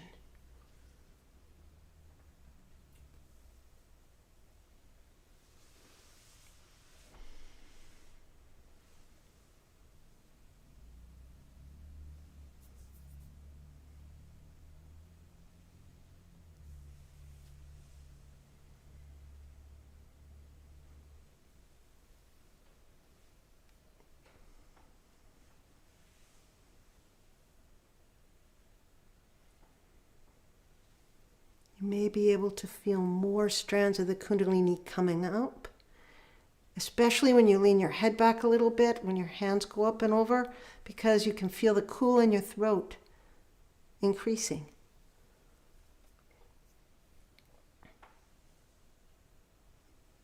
I think I've lost count. I think we have 1 more. But the whole point is that And every time you raise your Kundalini and tie it up, what you're doing is you're raising the Kundalini and tying those extra strands that come up above your head. So eventually you get to the point where your subtle system widens. You become deeper. That's what depth is. And more of this energy rises. And eventually you can just, you've just become like really blissed out, It doesn't mean you lose your drive. It means that from the center, when you have your thoughts, they're not galloping out of control thoughts. They're dynamic, inspired thoughts. And when you have your emotions, they're not like gloomy and depressing and dragging you down. They're pure desire, which is something that this gal who was trying to get herself to meditate, that's something that you need more of, is more good left side energy, right? I don't know. I hope that was clear. It was, and that was very nice. Doing it for 7 times, it really improved. At least for me, it improved my meditative state. Yeah, we didn't do it enough times during the meditation, but when we're home, it's important to give yourself a space in the day when you're not, like, I feel a little bit, because we're all together and there's so many of us, that we don't have, quite as much time to sit and be quiet. I sit in silence for at least half an hour, 2 times a day, because for me, I need that chance to just be quiet inside and to step back and watch. And when I watch and I see my thoughts going, then they slow and stop. Or if I'm very emotional, I can see or feel the feelings rise. We talk about thoughts, but feelings are just as important, because they can pull us down. So we can see the thought rise and eventually naturally fall. And by stepping back, almost like we are sitting in a theater, watching what's happening inside of us on a screen, but we're a distance away. And this develops within us something called the witness state, which we'll probably go over some later point, Vishuddhi chakra, I think. But this is an amazing tool, because what ends up happening is you stop reacting. Even when something tough happens, if someone gets hurt in front of you, you don't freak out. You feel calm, and you are able to be dynamic and act. And that's what we want. We want to be in the present moment. We don't want to be stuck somewhere else. I mean, I don't want to be stuck in my right side. It's boring. I'd rather be feeling like the joy, and just feeling like I am connected to people, which you feel in the center. You don't feel your connection to people when you're in your ego. So. All right, thank you, Wendy. That was beautiful. So let's move on to the next person here, Tavina. Tavina, how are you doing tonight? Hi, everyone. Hello. So I have 2 questions. Sure. So my first question, I've been meditating just in general for like a few years, and I have always struggled with like falling asleep during meditation. So much so, like when I took one course, it was like a 10-day course. The instructor like suggested that I meditate while like walking around. Because I would just like be knocked completely out and not even realize that I fell asleep. And so I wanted to know, I know you mentioned that may be my left channel, and like I'll try the suggestion that was given today with like walking 15 minutes before meditating. But is this something that like with time, as I continue to like clear my left channel, like with time, I'll find myself able to be calm and relaxed, but also like aware and alert during meditation? Sia, would you like to answer that question? Yeah, please unmute yourself, Sia. Go ahead. First of all, what sort of meditation did you do? Was that this meditation, or was it a different meditation? So the course that I was talking about was Vipassana. It wasn't this type of meditation, but I've experienced that same challenge across like different types. Well, reset from now, see how you feel with this meditation, and then we can talk in a couple of sessions. But left side, yes, you can also be right side. I think from experience from me and other people in the beginning of Sahaja Yoga, we had a similar problem because of excess right side. So you're running the rat race, and the moment you stop, boof, you fall asleep. So it could also be your right side. Again, that's what Wendy was explaining nicely. Watch yourself, see what you feel, which hand is warmer, which hand is cooler, balance yourself, and then the meditation will start. Actually, Shri Mataji once said such a beautiful explanation about an airplane. She said, if you build an airplane and you want to balance it out, that's only the beginning. We sometimes think, oh, we want to do meditation to be balanced, but that's only the beginning. Once you have an airplane and it's balanced, it's got to fly. right? So in a way, we do these sort of things, we balance ourselves out first, and then we meditate. You can try that, and then come back to us in a couple of sessions and see if it works, if you're still falling asleep. If you feel... Do it now. See ya. You can do half a minute. Yeah, I mean, I've been trying Sahaj for like a few months now, and I've noticed that it's really more of like the length of time. If I only meditate for like 10 minutes, then I won't fall asleep. But as it lengthens, that's when I tend to fall asleep. But thank you for that. So yeah, before... Oh, Wendy has something to say. Please. We can't hear you, Wendy. You can't hear me. Can you Now hear we me? can. We can hear you now. Are you an athlete? Why is that a challenging question? At the moment, no, I'm not very athletic, right? I mean, I work out consistently, but like right now, I mostly just walk. So not Okay. Yeah. It does sound a little bit like when you overdo something, you can crash into the left. And sometimes people who are exhausted they've exhausted their right side, will do that deep sleeping. It could be the left side, but somehow you don't seem, it doesn't feel necessarily like that. So maybe you just need to allow yourself some time to recharge and to rest more, and then when you sit down to meditate, you will be rested, so you'll just be fresh and you'll be able to have a more awakeful thing. Or maybe you're not sleeping enough. You know, a lot of Americans don't sleep enough. You've got to have 7 hours of sleep a night. Do you do that? Yeah, I mean, I sleep a lot. I think I actually have the reverse. Yeah, I'm very much, I will take a nap consistently. Like I definitely get a lot of sleep. But in terms of rest, like just I don't know that I have the balance of like when I am awake, I may be overthinking a lot. And so like I kind of burn myself out really quick, and that's why I need a ton of sleep. So that resonates what you said about I see. maybe So yeah, Tavina, the easiest way out is to just see if you put both your hands out right now. What do you feel on your hands? Do you feel more heat on one hand? Could you try it out and let us know right now? I feel coolness like in both of my palms. Okay, that's And like fantastic. tingling in my fingers. Yeah, which finger?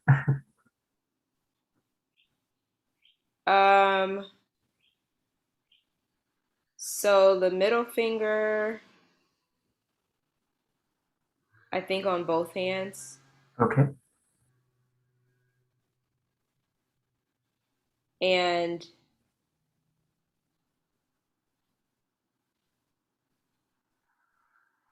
I think all except for my pinky and thumb, actually. All of my fingers except the pinky and thumb. Okay, I see. Yeah. Did you get a chance to do the foot soaking tonight and the previous nights that we've been doing it? Yeah, I just did the foot soaking today, and I did it last night. Okay, I that's think great. last night was my first time doing it, though. Okay, that's fine. Yeah, so if you could like get the foot soaking thing going, then it'll balance you out more like quicker. But Sia, we could still do a small, and I know Tavina, you have a second question. We'll get to that. Sia, but if we could do a small meditation on the third center, because she mentioned that first, probably because it's more prominent for her, then all of us could do a quick meditation on that and then see if it helps. It may help all of us, in fact. You're asking me to do the meditation on the Yes, third. yeah. Can I pass that on to Nika just today? Sure, why not? Nika, we could do a small, like half a minute. That's it. We don't need more time. Okay, let's put the right side, hand on the belly button, right on the middle of the abdomen.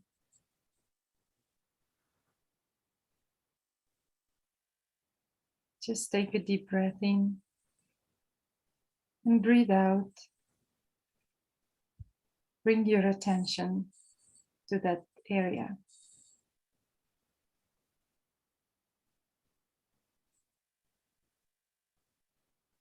And we'll ask Mother Kundalini, please come into my nabi, or the third chakra.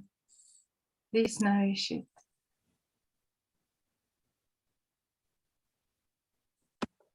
And please let me feel satisfied with whatever I have in life, whatever my situation may be, financial, material stuff, whatever it is. Let me just feel satisfied. And please take care of all my family issues. Let me feel the inner peace.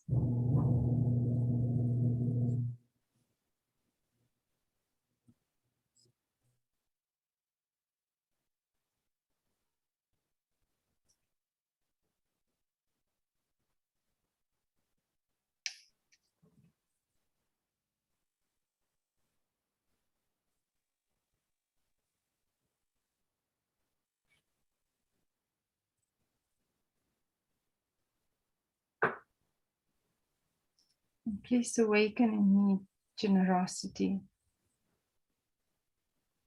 complete generosity, so I can give whatever I have, my time, my attention, my love.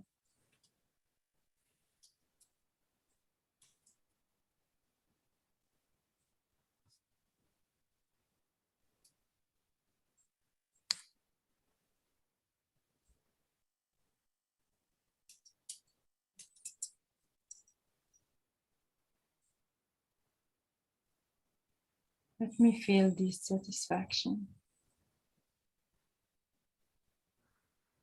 and inner peace.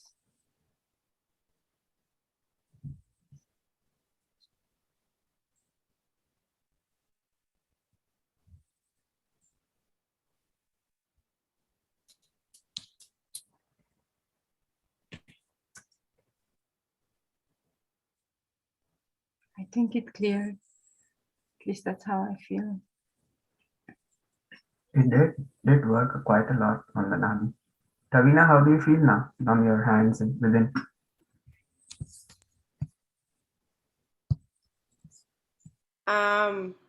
You still, I mean, it can still go. Yeah, I don't know. That just made me like really emotional. Oh, it's Yeah. clearing out. Don't worry. Don't worry. That's very normal. I said in the beginning how You know, when your heart clears, you have when the center heart clears, you have the tears and the chakras are all connected. So your center heart is connected to this piece inside of you as well. Yeah.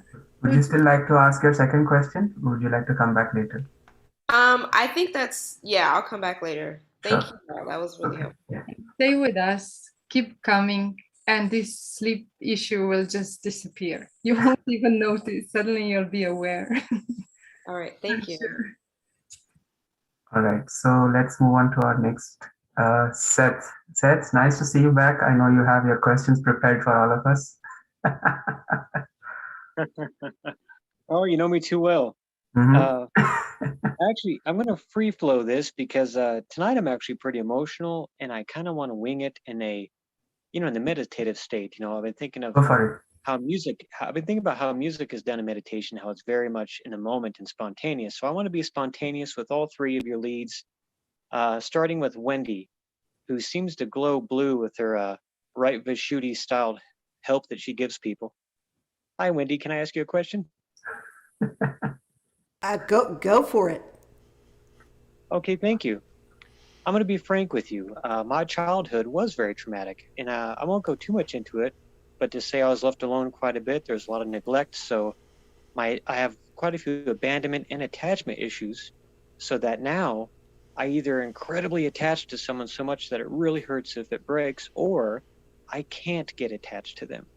So my questions are, one, have you seen this before in some of your patients? And two, what would be a good technique to help with that? Well, I am a patient as well as I am a survivor, and unfortunately, severe abuse. Not exactly neglect, unfortunately for me, but I think the important thing to know is that Shri Mataji, she spoke a lot about not dwelling in the past.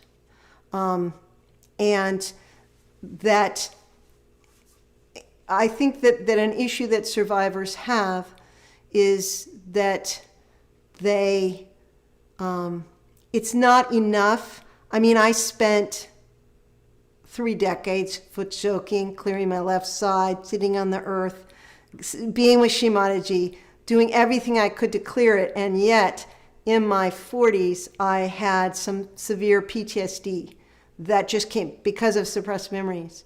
And I had to go, and what came out of the whole thing is that you need to establish this witness state.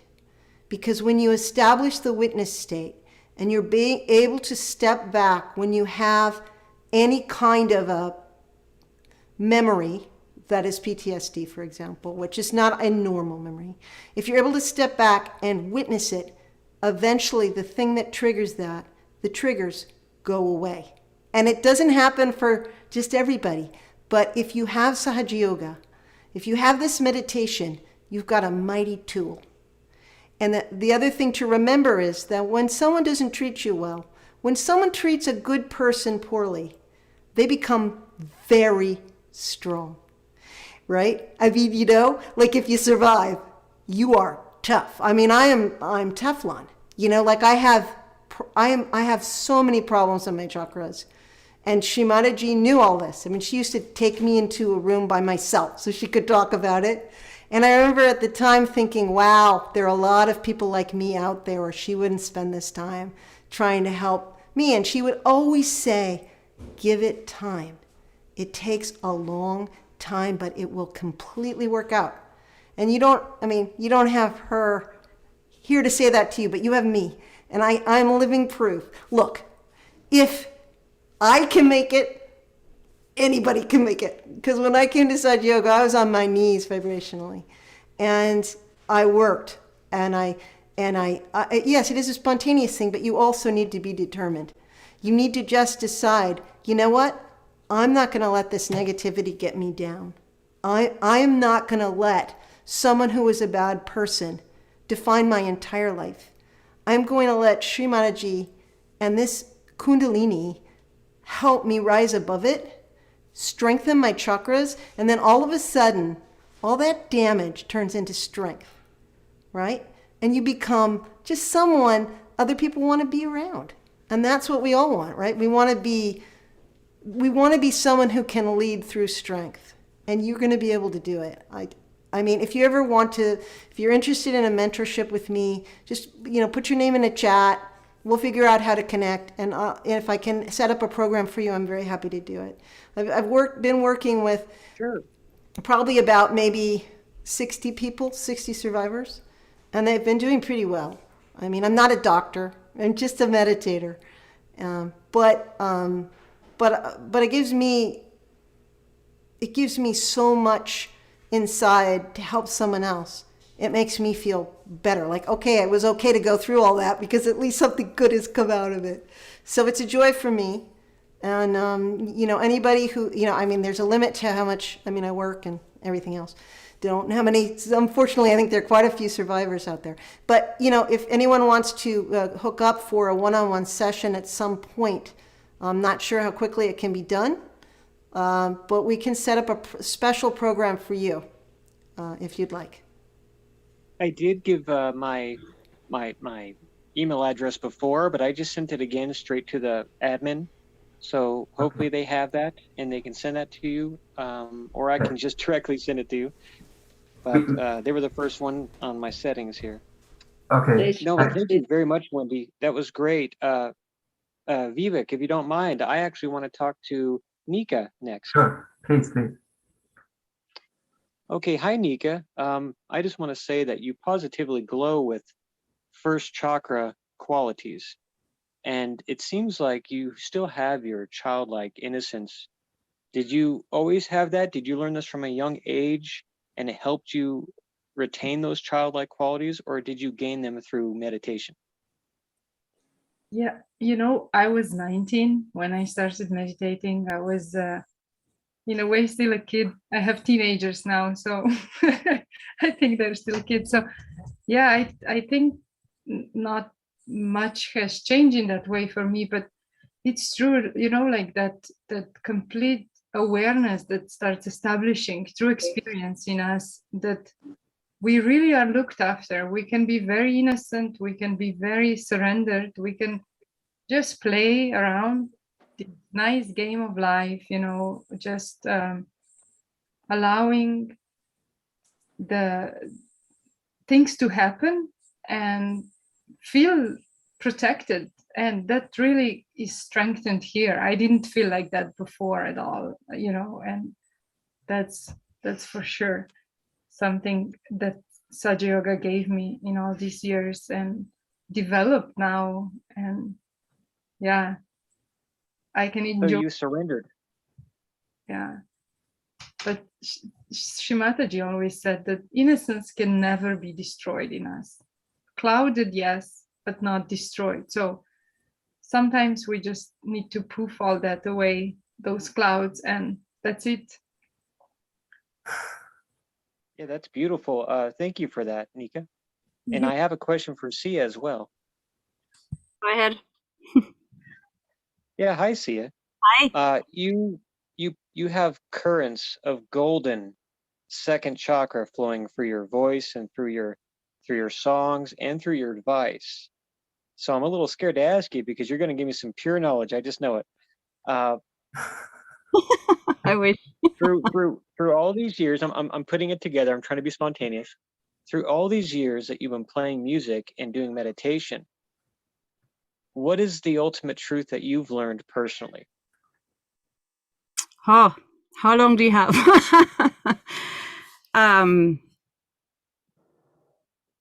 It took such a long time to find my place and know what I want with the music, because realizing yourself as an artist and with some sort of success is always something you would like to have. But it took me probably a very long time realizing that the success part is not so important, but understanding better that I'm an instrument, I'm given a talent and I should use it. Like somebody who is really good in IT can make this program. And so that's what I realized. And in Sahaja Yoga, it started flowing because I felt, yeah, as I said, we are all like little cells in the part of a body, and you just got to find your role. So I think I found my role only recently after a lot of years. And I'm very passionate now about trying to create music that helps other people get to meditation, right? I mean, if that works, that for me is the biggest success. If somebody feels vibrations through the music, then I'm really, really joyful and happy, and that's it. But it was a long journey because there's ego. You're going to learn when you're talking about the sixth chakra, and that's a challenge for every artist. Big challenge. You want to achieve something. So maybe that's the best I can answer. I think recently only, and I'm still on a journey, but trying to be in the moment, trying to enjoy what you're doing, and with the aim to transport the love that you feel and make others feel it without words. Maybe like that. Okay, so I guess what I get from that is that you found your true self, your true purpose, and what you're supposed to be doing, as it should be. That's how I feel currently, definitely. And I'm getting a lot of satisfaction out of that. Doing music in programs like this, or creating little music videos that people can meditate to, like that, yeah. Well, thank you. All right. Thank you for your question, Seth. So we covered quite a lot in this question. So I think we did mention the qualities of a few of these chakras. So maybe Wendy, if we could do a short meditation, as you mentioned, on the Vishuddhi chakra and the heart, because you're talking about the witness state and the inner strength. So all of us would definitely benefit from your strength. So if you could share some of that with us tonight for just half a minute or so. It's been hard won, friend. hard. I bought it the hard way. Okay, yes. So originally I was supposed to lead the heart chakra, the heart chakra further down and teach you about that. And what I wanted to say, and you're giving me an opportunity to say something I really wanted to say, which is that what we need to do is lead from our heart in life, not from our thoughts and mental side. Because like who wants to be around a person who like sends them critiques about, you know, what they think of them? They might like that, but probably would rather be around someone who loves them and pours this love on them. So the heart chakra, the beautiful thing about the center heart is that the center heart in the head, all the chakras are represented in pittas. So they have different places in the head. And the very center of the Sahasrara chakra is the center heart. So when we clear our center heart, we can go so quiet. Like if all you do is clear your heart chakra. And of course, it's very important to clear the left side of the heart as well, both of them. And the reality is the chakras are all interconnected. So oftentimes we need to work on 2 or 3 chakras to clear a problem that we're having, because it's not just manifesting from one chakra. It's from 2. So what we find sometimes is perhaps your center heart is catching. You feel it's tight. You feel you're a little scared. You don't like to put yourself out there. You have trust issues. You have center heart. But also sometimes the energy sticks here because your Vishuddhi isn't open. So things can't keep flowing up. So sometimes if we work on the chakra above, it clears the chakra below. So the heart and the Vishuddhi are so interconnected. So I'm sorry, I just had to say something about that. Okay, so let's begin. Let's close our eyes.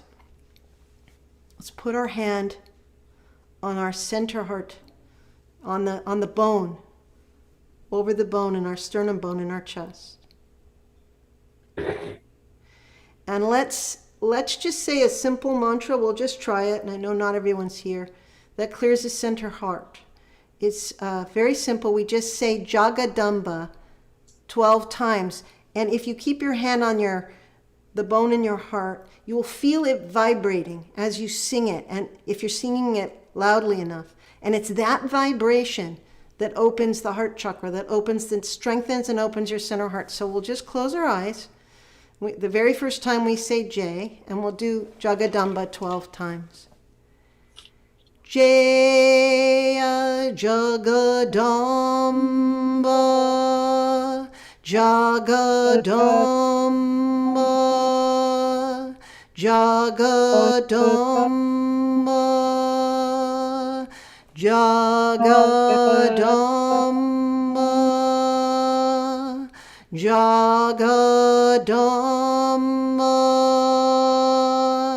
Jagadamba, Jagadamba, Jagadamba, Jagadamba, Jagadamba,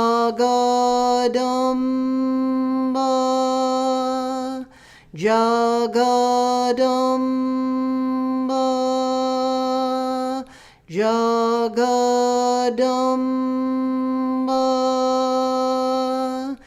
Jagadamba.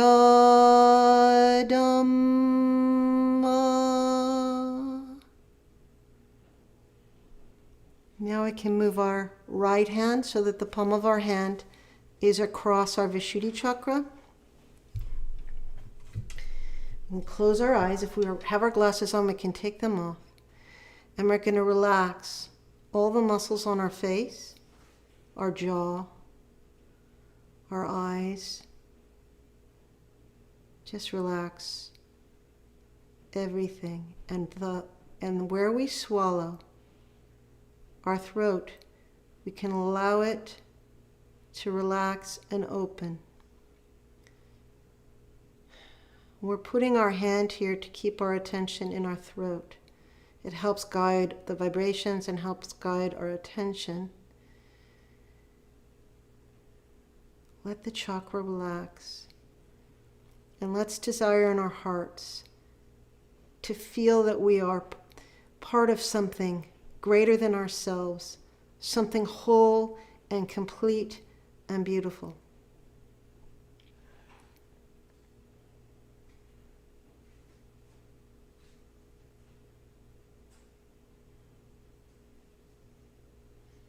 We can very gently keep our eyes closed, very gently put the right hand palm up in our lap. Both hands are palm up in our lap.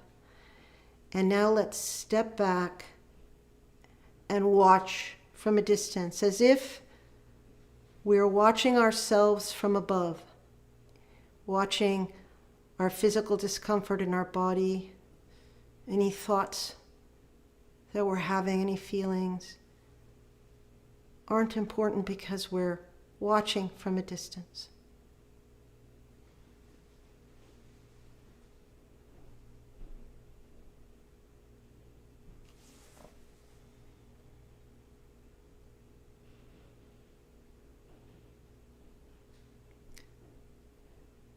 Now, we finished that, but let's just take the right hand and put it across the Agnya. As the center Agnya became tight, this is where forgiveness is within us.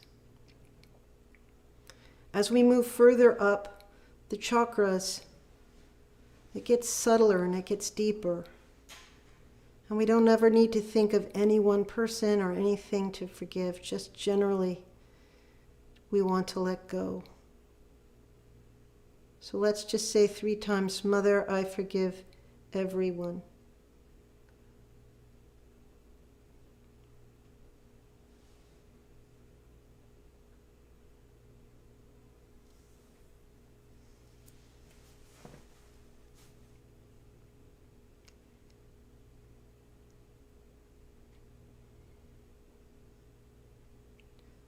That was unexpected to feel the Agnya suddenly.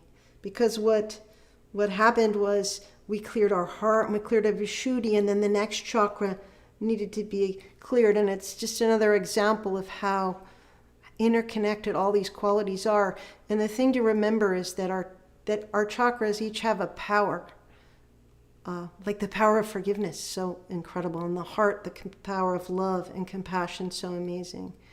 So our real goal is here is to have these powers within us and to manifest them. And it's very available to us with this meditation.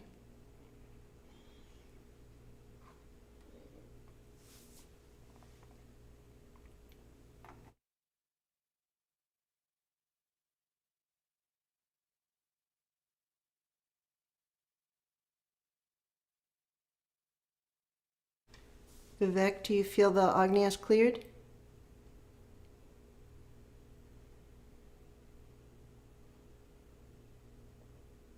I think you're muted. Sorry about that.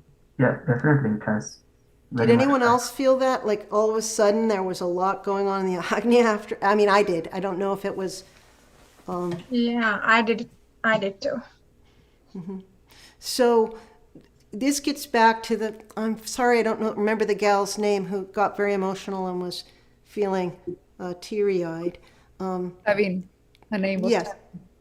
So this center heart and this, there's a connection between sometimes our fears and forgiveness, and the quality of being able to forgive and being able to open our hearts. Because, there's the rub. If you can open your heart, your Agnya will open as well. And the tricky thing of the Agnya is so narrow. So it's usually the thing that's holding our Kundalini back the most.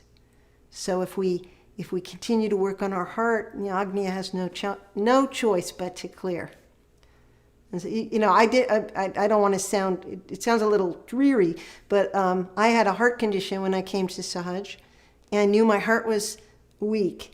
And so I meditated for 2 years, every day, twice a day, on my heart, until I could feel the vibrations moving into the different parts of the heart, and I knew, okay, I'd healed that. And that sounds like a really long time, but if you think about it, most people say we can never change, we're stuck. We came out this way, there's nothing we can do about it, and it's absolutely 100% not true. The fact that anyone even asked me to lead a heart chakra meditation is a miracle, because I'm different, I've changed. May I ask something? I don't know who's speaking. I can't seem to find you here. It's Jeanette Rogerson. Yes, please. Yeah. May I ask the blonde lady? Sorry, I don't know her name. Wendy? If Wendy, yes, if she would mentor me. Yes, if you could leave your email address in the chat to our host. Yeah, I pay people to let me mentor them. Absolutely. Okay, maybe I won't pay you, but I will be available for you. All right. Okay. So, I mean, this point is that all you have to do is stick with it and believe in yourself and just know you deserve it and know that you can do it. And I think Americans have a lot of doubt. We doubt ourselves because our chakras are, this is a very difficult country on the chakras. You don't know that because you've always lived here. But, Nika can tell you in Slovenia, it's like divine bliss. You just go there and you can meditate and it's fantastic. In America, you feel like you got like a piece of wrought iron through your through your brain, right? I mean, it's like people have focused on the outside materialism and all this stuff, and they haven't focused on the inside. And and yes, absolutely. I hope anyone who's willing to put up with me. But as my husband will tell you, I mean, I can be a pain. But yes, absolutely. Okay. How do I do that? Just leave your details in the chat and put my name, which is Wendy, Wendy. Think of Peter Pan and Wendy. You'll never forget my name again. And we can talk sometime. We got it already, yeah. Okay. Thanks. Yeah, so we have your contact, Janet, and Wendy will get in touch with you shortly. Thank you so much, Wendy, for doing that. And you do have my information, Vivek? You do have it? Yes, I believe so. Yeah. Yeah. You shared in the breakout room with somebody and they shared with us. All right, so let's move on because Carolina has been waiting for a really, really long time. So we need to, please, Carolina, unmute yourself, turn on your video. We would love to hear from you tonight. Hi, Vivek. Thank you. The conversation was very interesting, so don't worry about the waiting. Thank you. Right. I completely forgot my questions, to be honest with you, through the meditation. But I don't know, perhaps I can make a comment in terms of, I don't know where to start, to be honest. I was talking with someone yesterday and they keep asking me when I sustain my hands on eye level, heart level, if I feel any particular difference between any of the hands, which I reply, not really, they are like kind of equally weight, or, they don't feel any particularly difference. So she say, okay, so you seem to be balanced.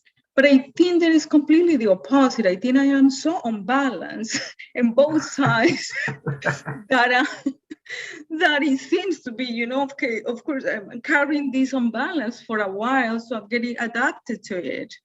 And how do I know that? Because before I was very, very, felt very connected to myself, which it seems that is part of this practice. Part of this practice is that connection with yourself, make an assessment of where you are at one moment, and you'll see what techniques you're gonna use to balance yourself and start your meditation. If I get it right, I don't know if that is. You've got it like to the dot, like, yeah, you said it. So that's how I know I'm completely unbalanced, because I'm very disconnected on not my emotions, but my real feelings. Like I'm caught up in a mist of mental and emotional dilemma, which in a way or other have me paralyzed. And I feel very uncomfortable in this position. So I need something to kind of bring me back to, I don't know, or discover me in a way. Maybe it's not bringing me back to anywhere, but like assess, kind of discover that part of yourself, not necessarily in terms of what it success, but what will make you feel you, sort of. I get your question. So let's see, who is there one of our leads who would like to answer this? No? All right, I'll go. So Wendy would like to say something. Wendy? I just had one feeling, which is that maybe if you lie on the earth a bit, that might lighten things and help you. It's so clearing, and we don't talk about lying on the earth, but my husband does it. He's always had a heavy left side, and it's just tremendous for him. I don't know, and you're probably in Michigan in the middle of the snow, and I'm not being helpful. But eventually, when you get a chance, it just occurred that that could really help lighten. Okay. Thank you. Yes, thank you. Can I say shortly one thing? Yes, please. When you ask Kundalini to do something, to clear something, or I don't know, cool something, who is asking actually? Who is asking Kundalini? If we are not mind, we are not mind, we are not feelings, who is asking Kundalini? As the mind, you are asking the Kundalini. That's it. The mind has all the problems, right? Spirit does not have any problems. It's the mind that suffers, so it asks. I don't hear you. Mind is asking. Yeah. I don't think so. Could I say something? Please. Yeah. So in the end, we're not our thoughts, and we're not our feelings. We are what watches and sees those. What's watching, and that's the spirit, and it's the spirit that really guides us. And when we ask the Kundalini to, so we have this Kundalini, which is the mothering energy, and we have this spirit, which is the male fatherly energy, and they come together here at Sahasrara, and that's why we feel whole, and that's why we feel complete. Yeah, but question: who is asking Kundalini? Your spirit. You are the spirit. Spirit, okay. Because And you're talking about, okay, I thought like this too, the spirit. And you're asking about heart. Don't you think we should work with three hearts, lower heart, middle heart, and upper heart? Or Are you asking me this question? Yeah, because we actually have... In Sahaj, we tend to speak about the three parts of the heart as the center heart, the left heart, and the right heart. And but this space between heart and Vishuddha chakra, over here in between, this space. This is something I feel all the time, and I believe that it's a connection between the center heart and the Vishuddhi. Does anyone else want to speak about this? Because please go ahead. Please go ahead. No, I don't. I remember hearing there's a gland here, and there is a connection. There's a gland. It's a center of immune system. It is. So Nika, what are your thoughts, Nika? Because I think this is upper heart. This is a special heart. I would say this. No, I don't think so. I think it's very much the connection between the heart and the Vishuddhi. It's like it's a connection. There are places on our bodies where we can give vibrations and actually affect two chakras at the same time. This is almost more than anything else in my life. I have felt this spot and had to give it vibrations. But I never really understood exactly the depth of it because I don't remember Shri Mataji speaking about it. But I'm sure she has, and I'm sure someone out there who's a yogi knows. No, in other yoga, in other system, this is the chakra too. You know, you say this connection. It's I forget name now. Okay. This is the chakra too. So. Yes, Carrie's saying it's the thymus gland. Yes, it is the thymus gland. But the thing that we need to realize is that this chakra chart that we see is very, very simple. Our subtle system is many strands of energy flowing all over the place, and all of our organs actually are thymus. I'm sorry, thymus. This place, thymus. Yes. Yes. Thymus. Yes. Yeah, thymus. But this is chakra too, you know. This is chakra. You can work separately with this place. Or it could be a sub-chakra. There are sub-chakras. But that I can either say... Actually, this is chakra in other system. responsible for unconditional love. It's upper chakra, upper heart. I see. So it's a good idea to clear it out either way. So you can, just by putting your hand, same put like your hand. working with, we don't work with solar plexus, but in other systems, this chakra too, this part of second chakra, solar plexus. But many people have problem with solar plexus, They're too aggressive or whatever. So, I mean, this place should be maybe cleaned separately, solar plexus. All right. So thank you so much for your question. Let's move on to Rayanne. You have your hand raised. Hi. Hello. Hi. Okay, so my question, let me shut off my fan here so it's not making noise in the back. Okay, so I know earlier we talked about the liver and how it can hold anger and we can use the ice pack to help cool it. So with that in mind, that's where I'm coming from with this question, and I hope it doesn't sound frivolous, but it's a big deal for me. Just before this 21-day course started, a pet that I've had for 17 years had to go to the vet as an emergency, and the vet really pressured me to put the pet down. And in hindsight, there's been information that came forward that it probably wasn't necessarily her time to be put down. And so we're talking left and right channels, and if you're grief, so I feel like I am like stuck between, like, you can't go back and change it. And it's like, stop beating myself up, like, why didn't I ask for 24 hours? Okay, so I'm being honest, like, maybe is there some spot, like, when you feel like you didn't make the right choice, is there an organ to use an ice pack to help it move quicker? Because I'm going from beating myself up and not making the right choice to grieving, because no worries. Don't worry, Rayanne. she was like a companion animal for me, and Yeah. I just feel so, like, my house is so empty. So there's the grief, and then there's the analysis, and it's just this. So I'm just wondering, is there some technique that I might try to clear it a little sooner? I see. No worries, Rayanne. It's perfectly natural to feel the way you do. But you have to understand that there is a higher force than us at work, all right? So you should not beat yourself up for anything. Things happen for a reason for us, okay?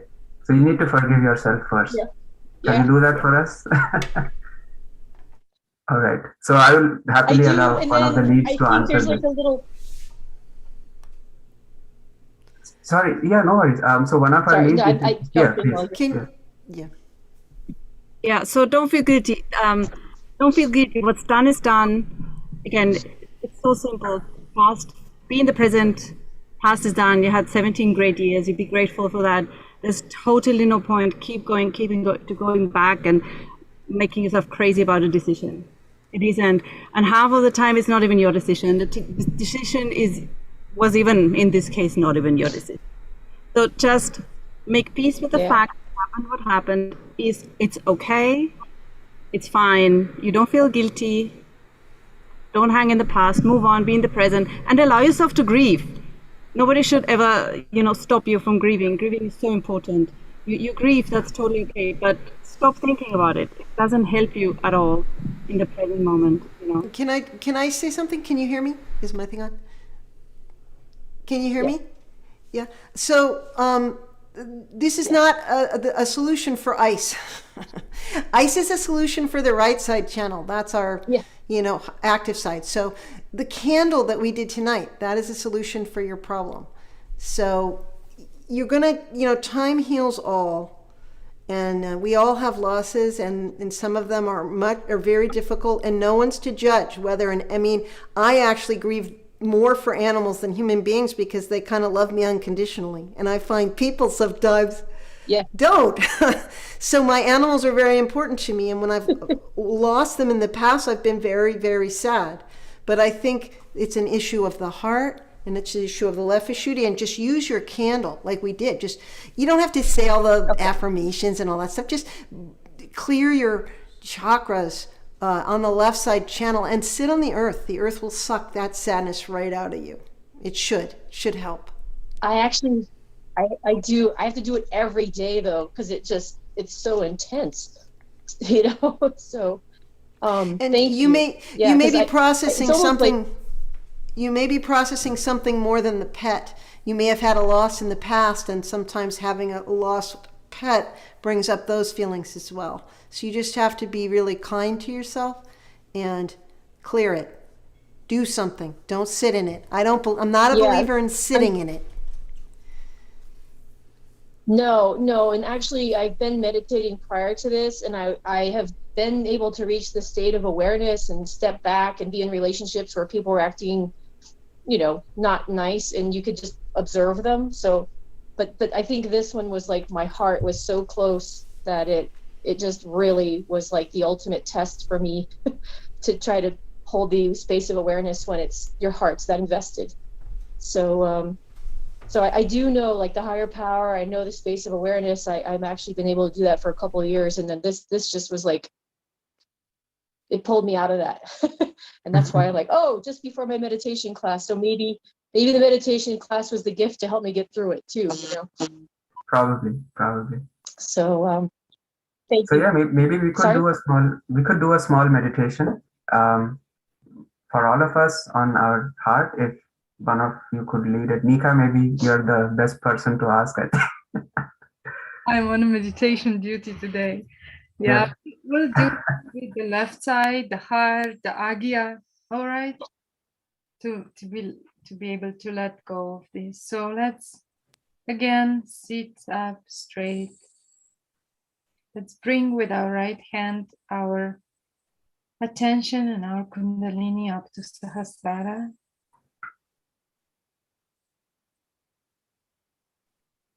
Just bring our attention up.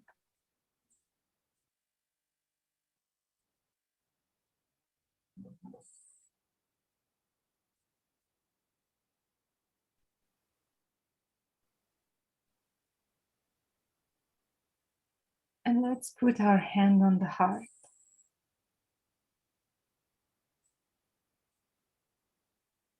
And we'll ask with our awareness, with our attention, Mother Kundalini, please come into my heart.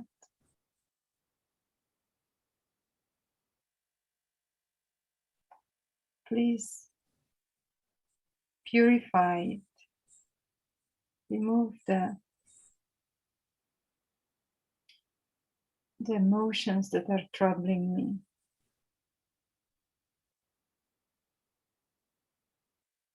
Let me feel this beautiful love that's flowing, the compassion that is flowing.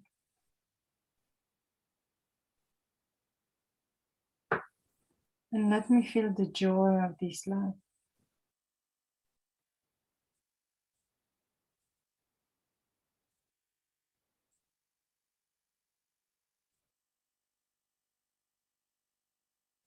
And allow your breaths to be deep, taking in enough air into the lungs.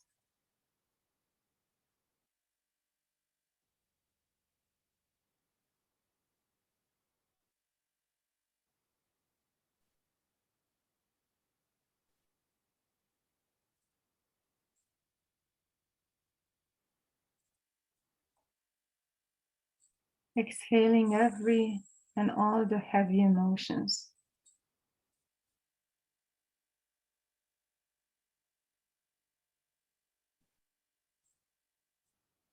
Now let's bring the hand to the left Vishuddhi again. And this place also gets in trouble when our ego presses on it. Ego is just above it, and ego is the one that makes us feel or think that we really are in charge of things, of other people's lives or pets. So let's just realize here that other people, other beings in this world have their own freedom, are in in existence in their own freedom. And it's not our responsibility entirely, nothing. It's not our guilt or our problem when things are happening, even if we don't want to. So let's just repeat a few times. I am not guilty. This is the mantra for this chakra. I'm not guilty. I'm really not responsible and guilty for everything.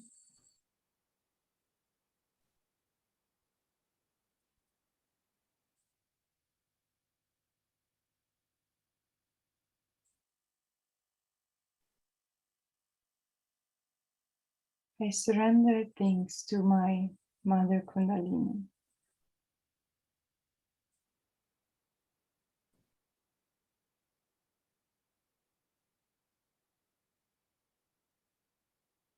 Mother, please come into my left Vishuddhi. Remove these heavy feelings, this pressing guilt,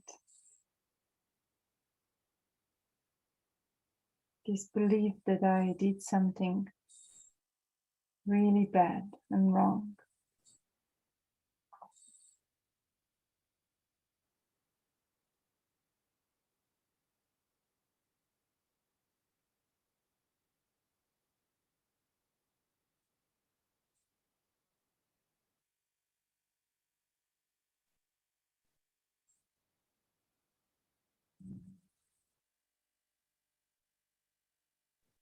Now let's bring our hand to the forehead.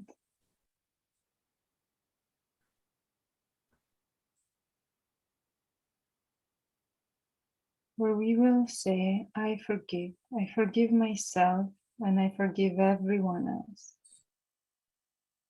I let go of all these problems, all the torture, whatever is in my head. I let go of all these thoughts, because they're nothing but thoughts. They're not real, just pulling me down. Mother, please come into my head.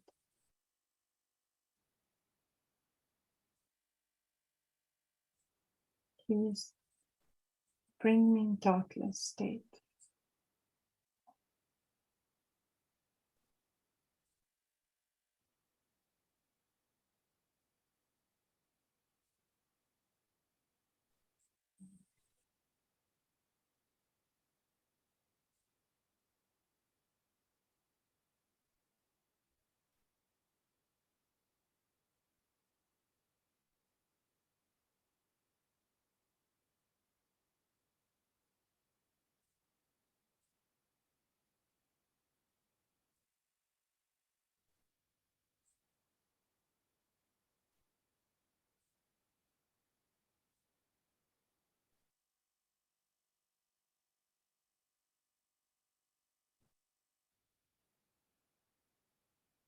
So we can hope everyone's feeling that it went away. This pressure. Priyan, are you feeling better now?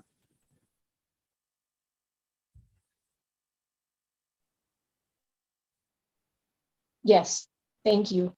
Yeah. Oh, that's wonderful. So nice to hear that. You will get feel much better over the coming few days, all right? Yeah. May I ask one last question on Please, this? please. I do suspect that part of why I've taken it so hard is I think I have an over sense of responsibility that kind of was taught to me as a kid. And would that be third chakra to work on, like, responsibility? It would be actually the right, yeah, heart chakra. It would be the one, like here, you could, that it's the heart basically. It's the heart when you feel responsible, and then it can be very connected to the guilt part here, and you can feel and then to ego, So on the right heart, the best thing is for you to realize, we can just put a hand on the right heart, the left hand on the right heart. And again, just ask. You can do that at home for yourself. Mother Kundalini, please strengthen my right heart. Give me the right kind of responsibility. Awaken this active love in me so I can look after everyone with love, not out of duty, not out of guilt, but out of love.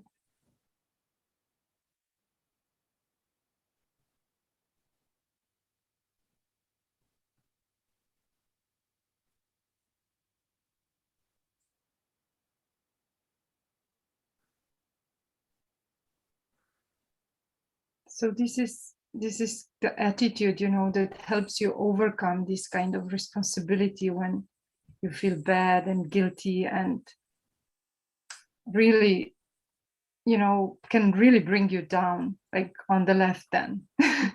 So, yeah. And one piece of advice that I always find helpful for myself when I'm in such situations is that we have to understand that there is a much higher, much more dynamic power working behind the scenes. So the more we assume that it is I who is doing it, the more we are just going to burden ourselves, because in any case, we don't do much. It's all done by the divine power. So if we could just realize that and let it go, it helps a lot, gives a lot of relief. Can I just say one thing about Please. hard feelings? So I would say that you're a very lucky person, that you had a connection to an animal that you loved so much. And when we have a loss of a person that is very dear to us, a human being, we also experience the same thing, that we pay the price for having had that love. And it hurts. And we don't like when we have those feelings. I don't know what your grief process is like. I grieve very deeply. I've lost 2 members of my immediate family. And what happened is for 3 days, I just feel like I'm underwater. I don't feel like myself. But then I come out of it and I've processed it. And then I realize how lucky I was to have them and to have their love. And it's good not to be a stone. It's good to feel something when you lose something really important. I don't think you should blame yourself, but I think you should give yourself a little bit of credit for actually having really loved. So. That's beautiful. So beautiful. All right, so let's move on to Imelda. Yes. So Imelda, please go ahead. You can unmute yourself.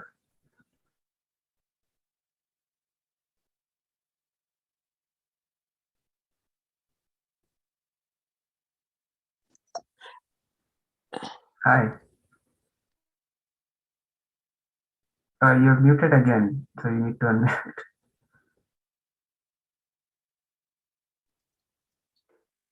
Yeah, please go ahead. I actually didn't have anything. I just forgot to take my hand down. Well, let me ask you a question then. How was your session tonight? It was really wonderful. Each night is a little different, but it's just always amazing. Absolutely. I'm absolutely amazed at this energy within me that I'm getting to know. Yeah, that's great. Yes. That's yes. great. And I want to learn, I want to know it more and more and more. That's it. Just that desire is more than enough. You don't need to do much. Just show up though. I mean, it's not like if you come to our sessions, just that desire is more than enough. That's really good. I'm really happy that you're feeling this way.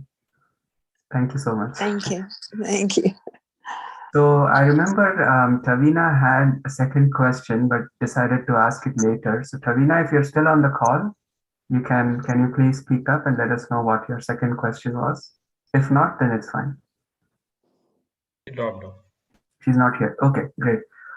So let us move on then. And I think we should conclude the session now. It's been almost 3 hours since the lockdown. So yeah, it's wonderful as usual. I've been doing this for every day now, like with most of the people who are behind the scenes. And it's like we just don't realize how time flies, and we just enjoy being with you all. And we really look forward to seeing all these Zoom faces. You can't see them now. I can see it on screen. I can see all your names here. So it's really heartening to see so many of you giving us your valuable time, your energy and attention. So we hope to see you tomorrow as well for this session. And we will conclude now.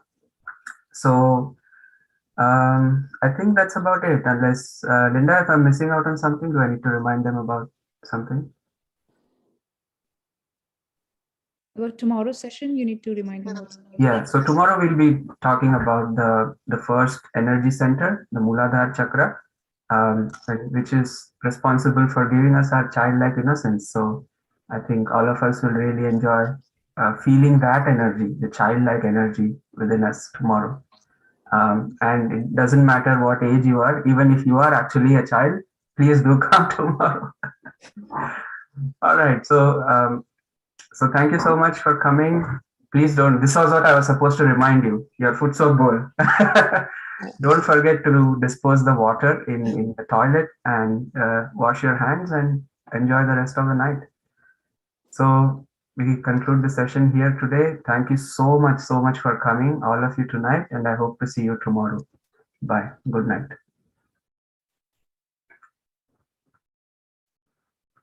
Good night. Good night. Good night. Good night, everyone. Good night. Good night. Thank you. Good night. Good night. Thank you so much. Thank you very much.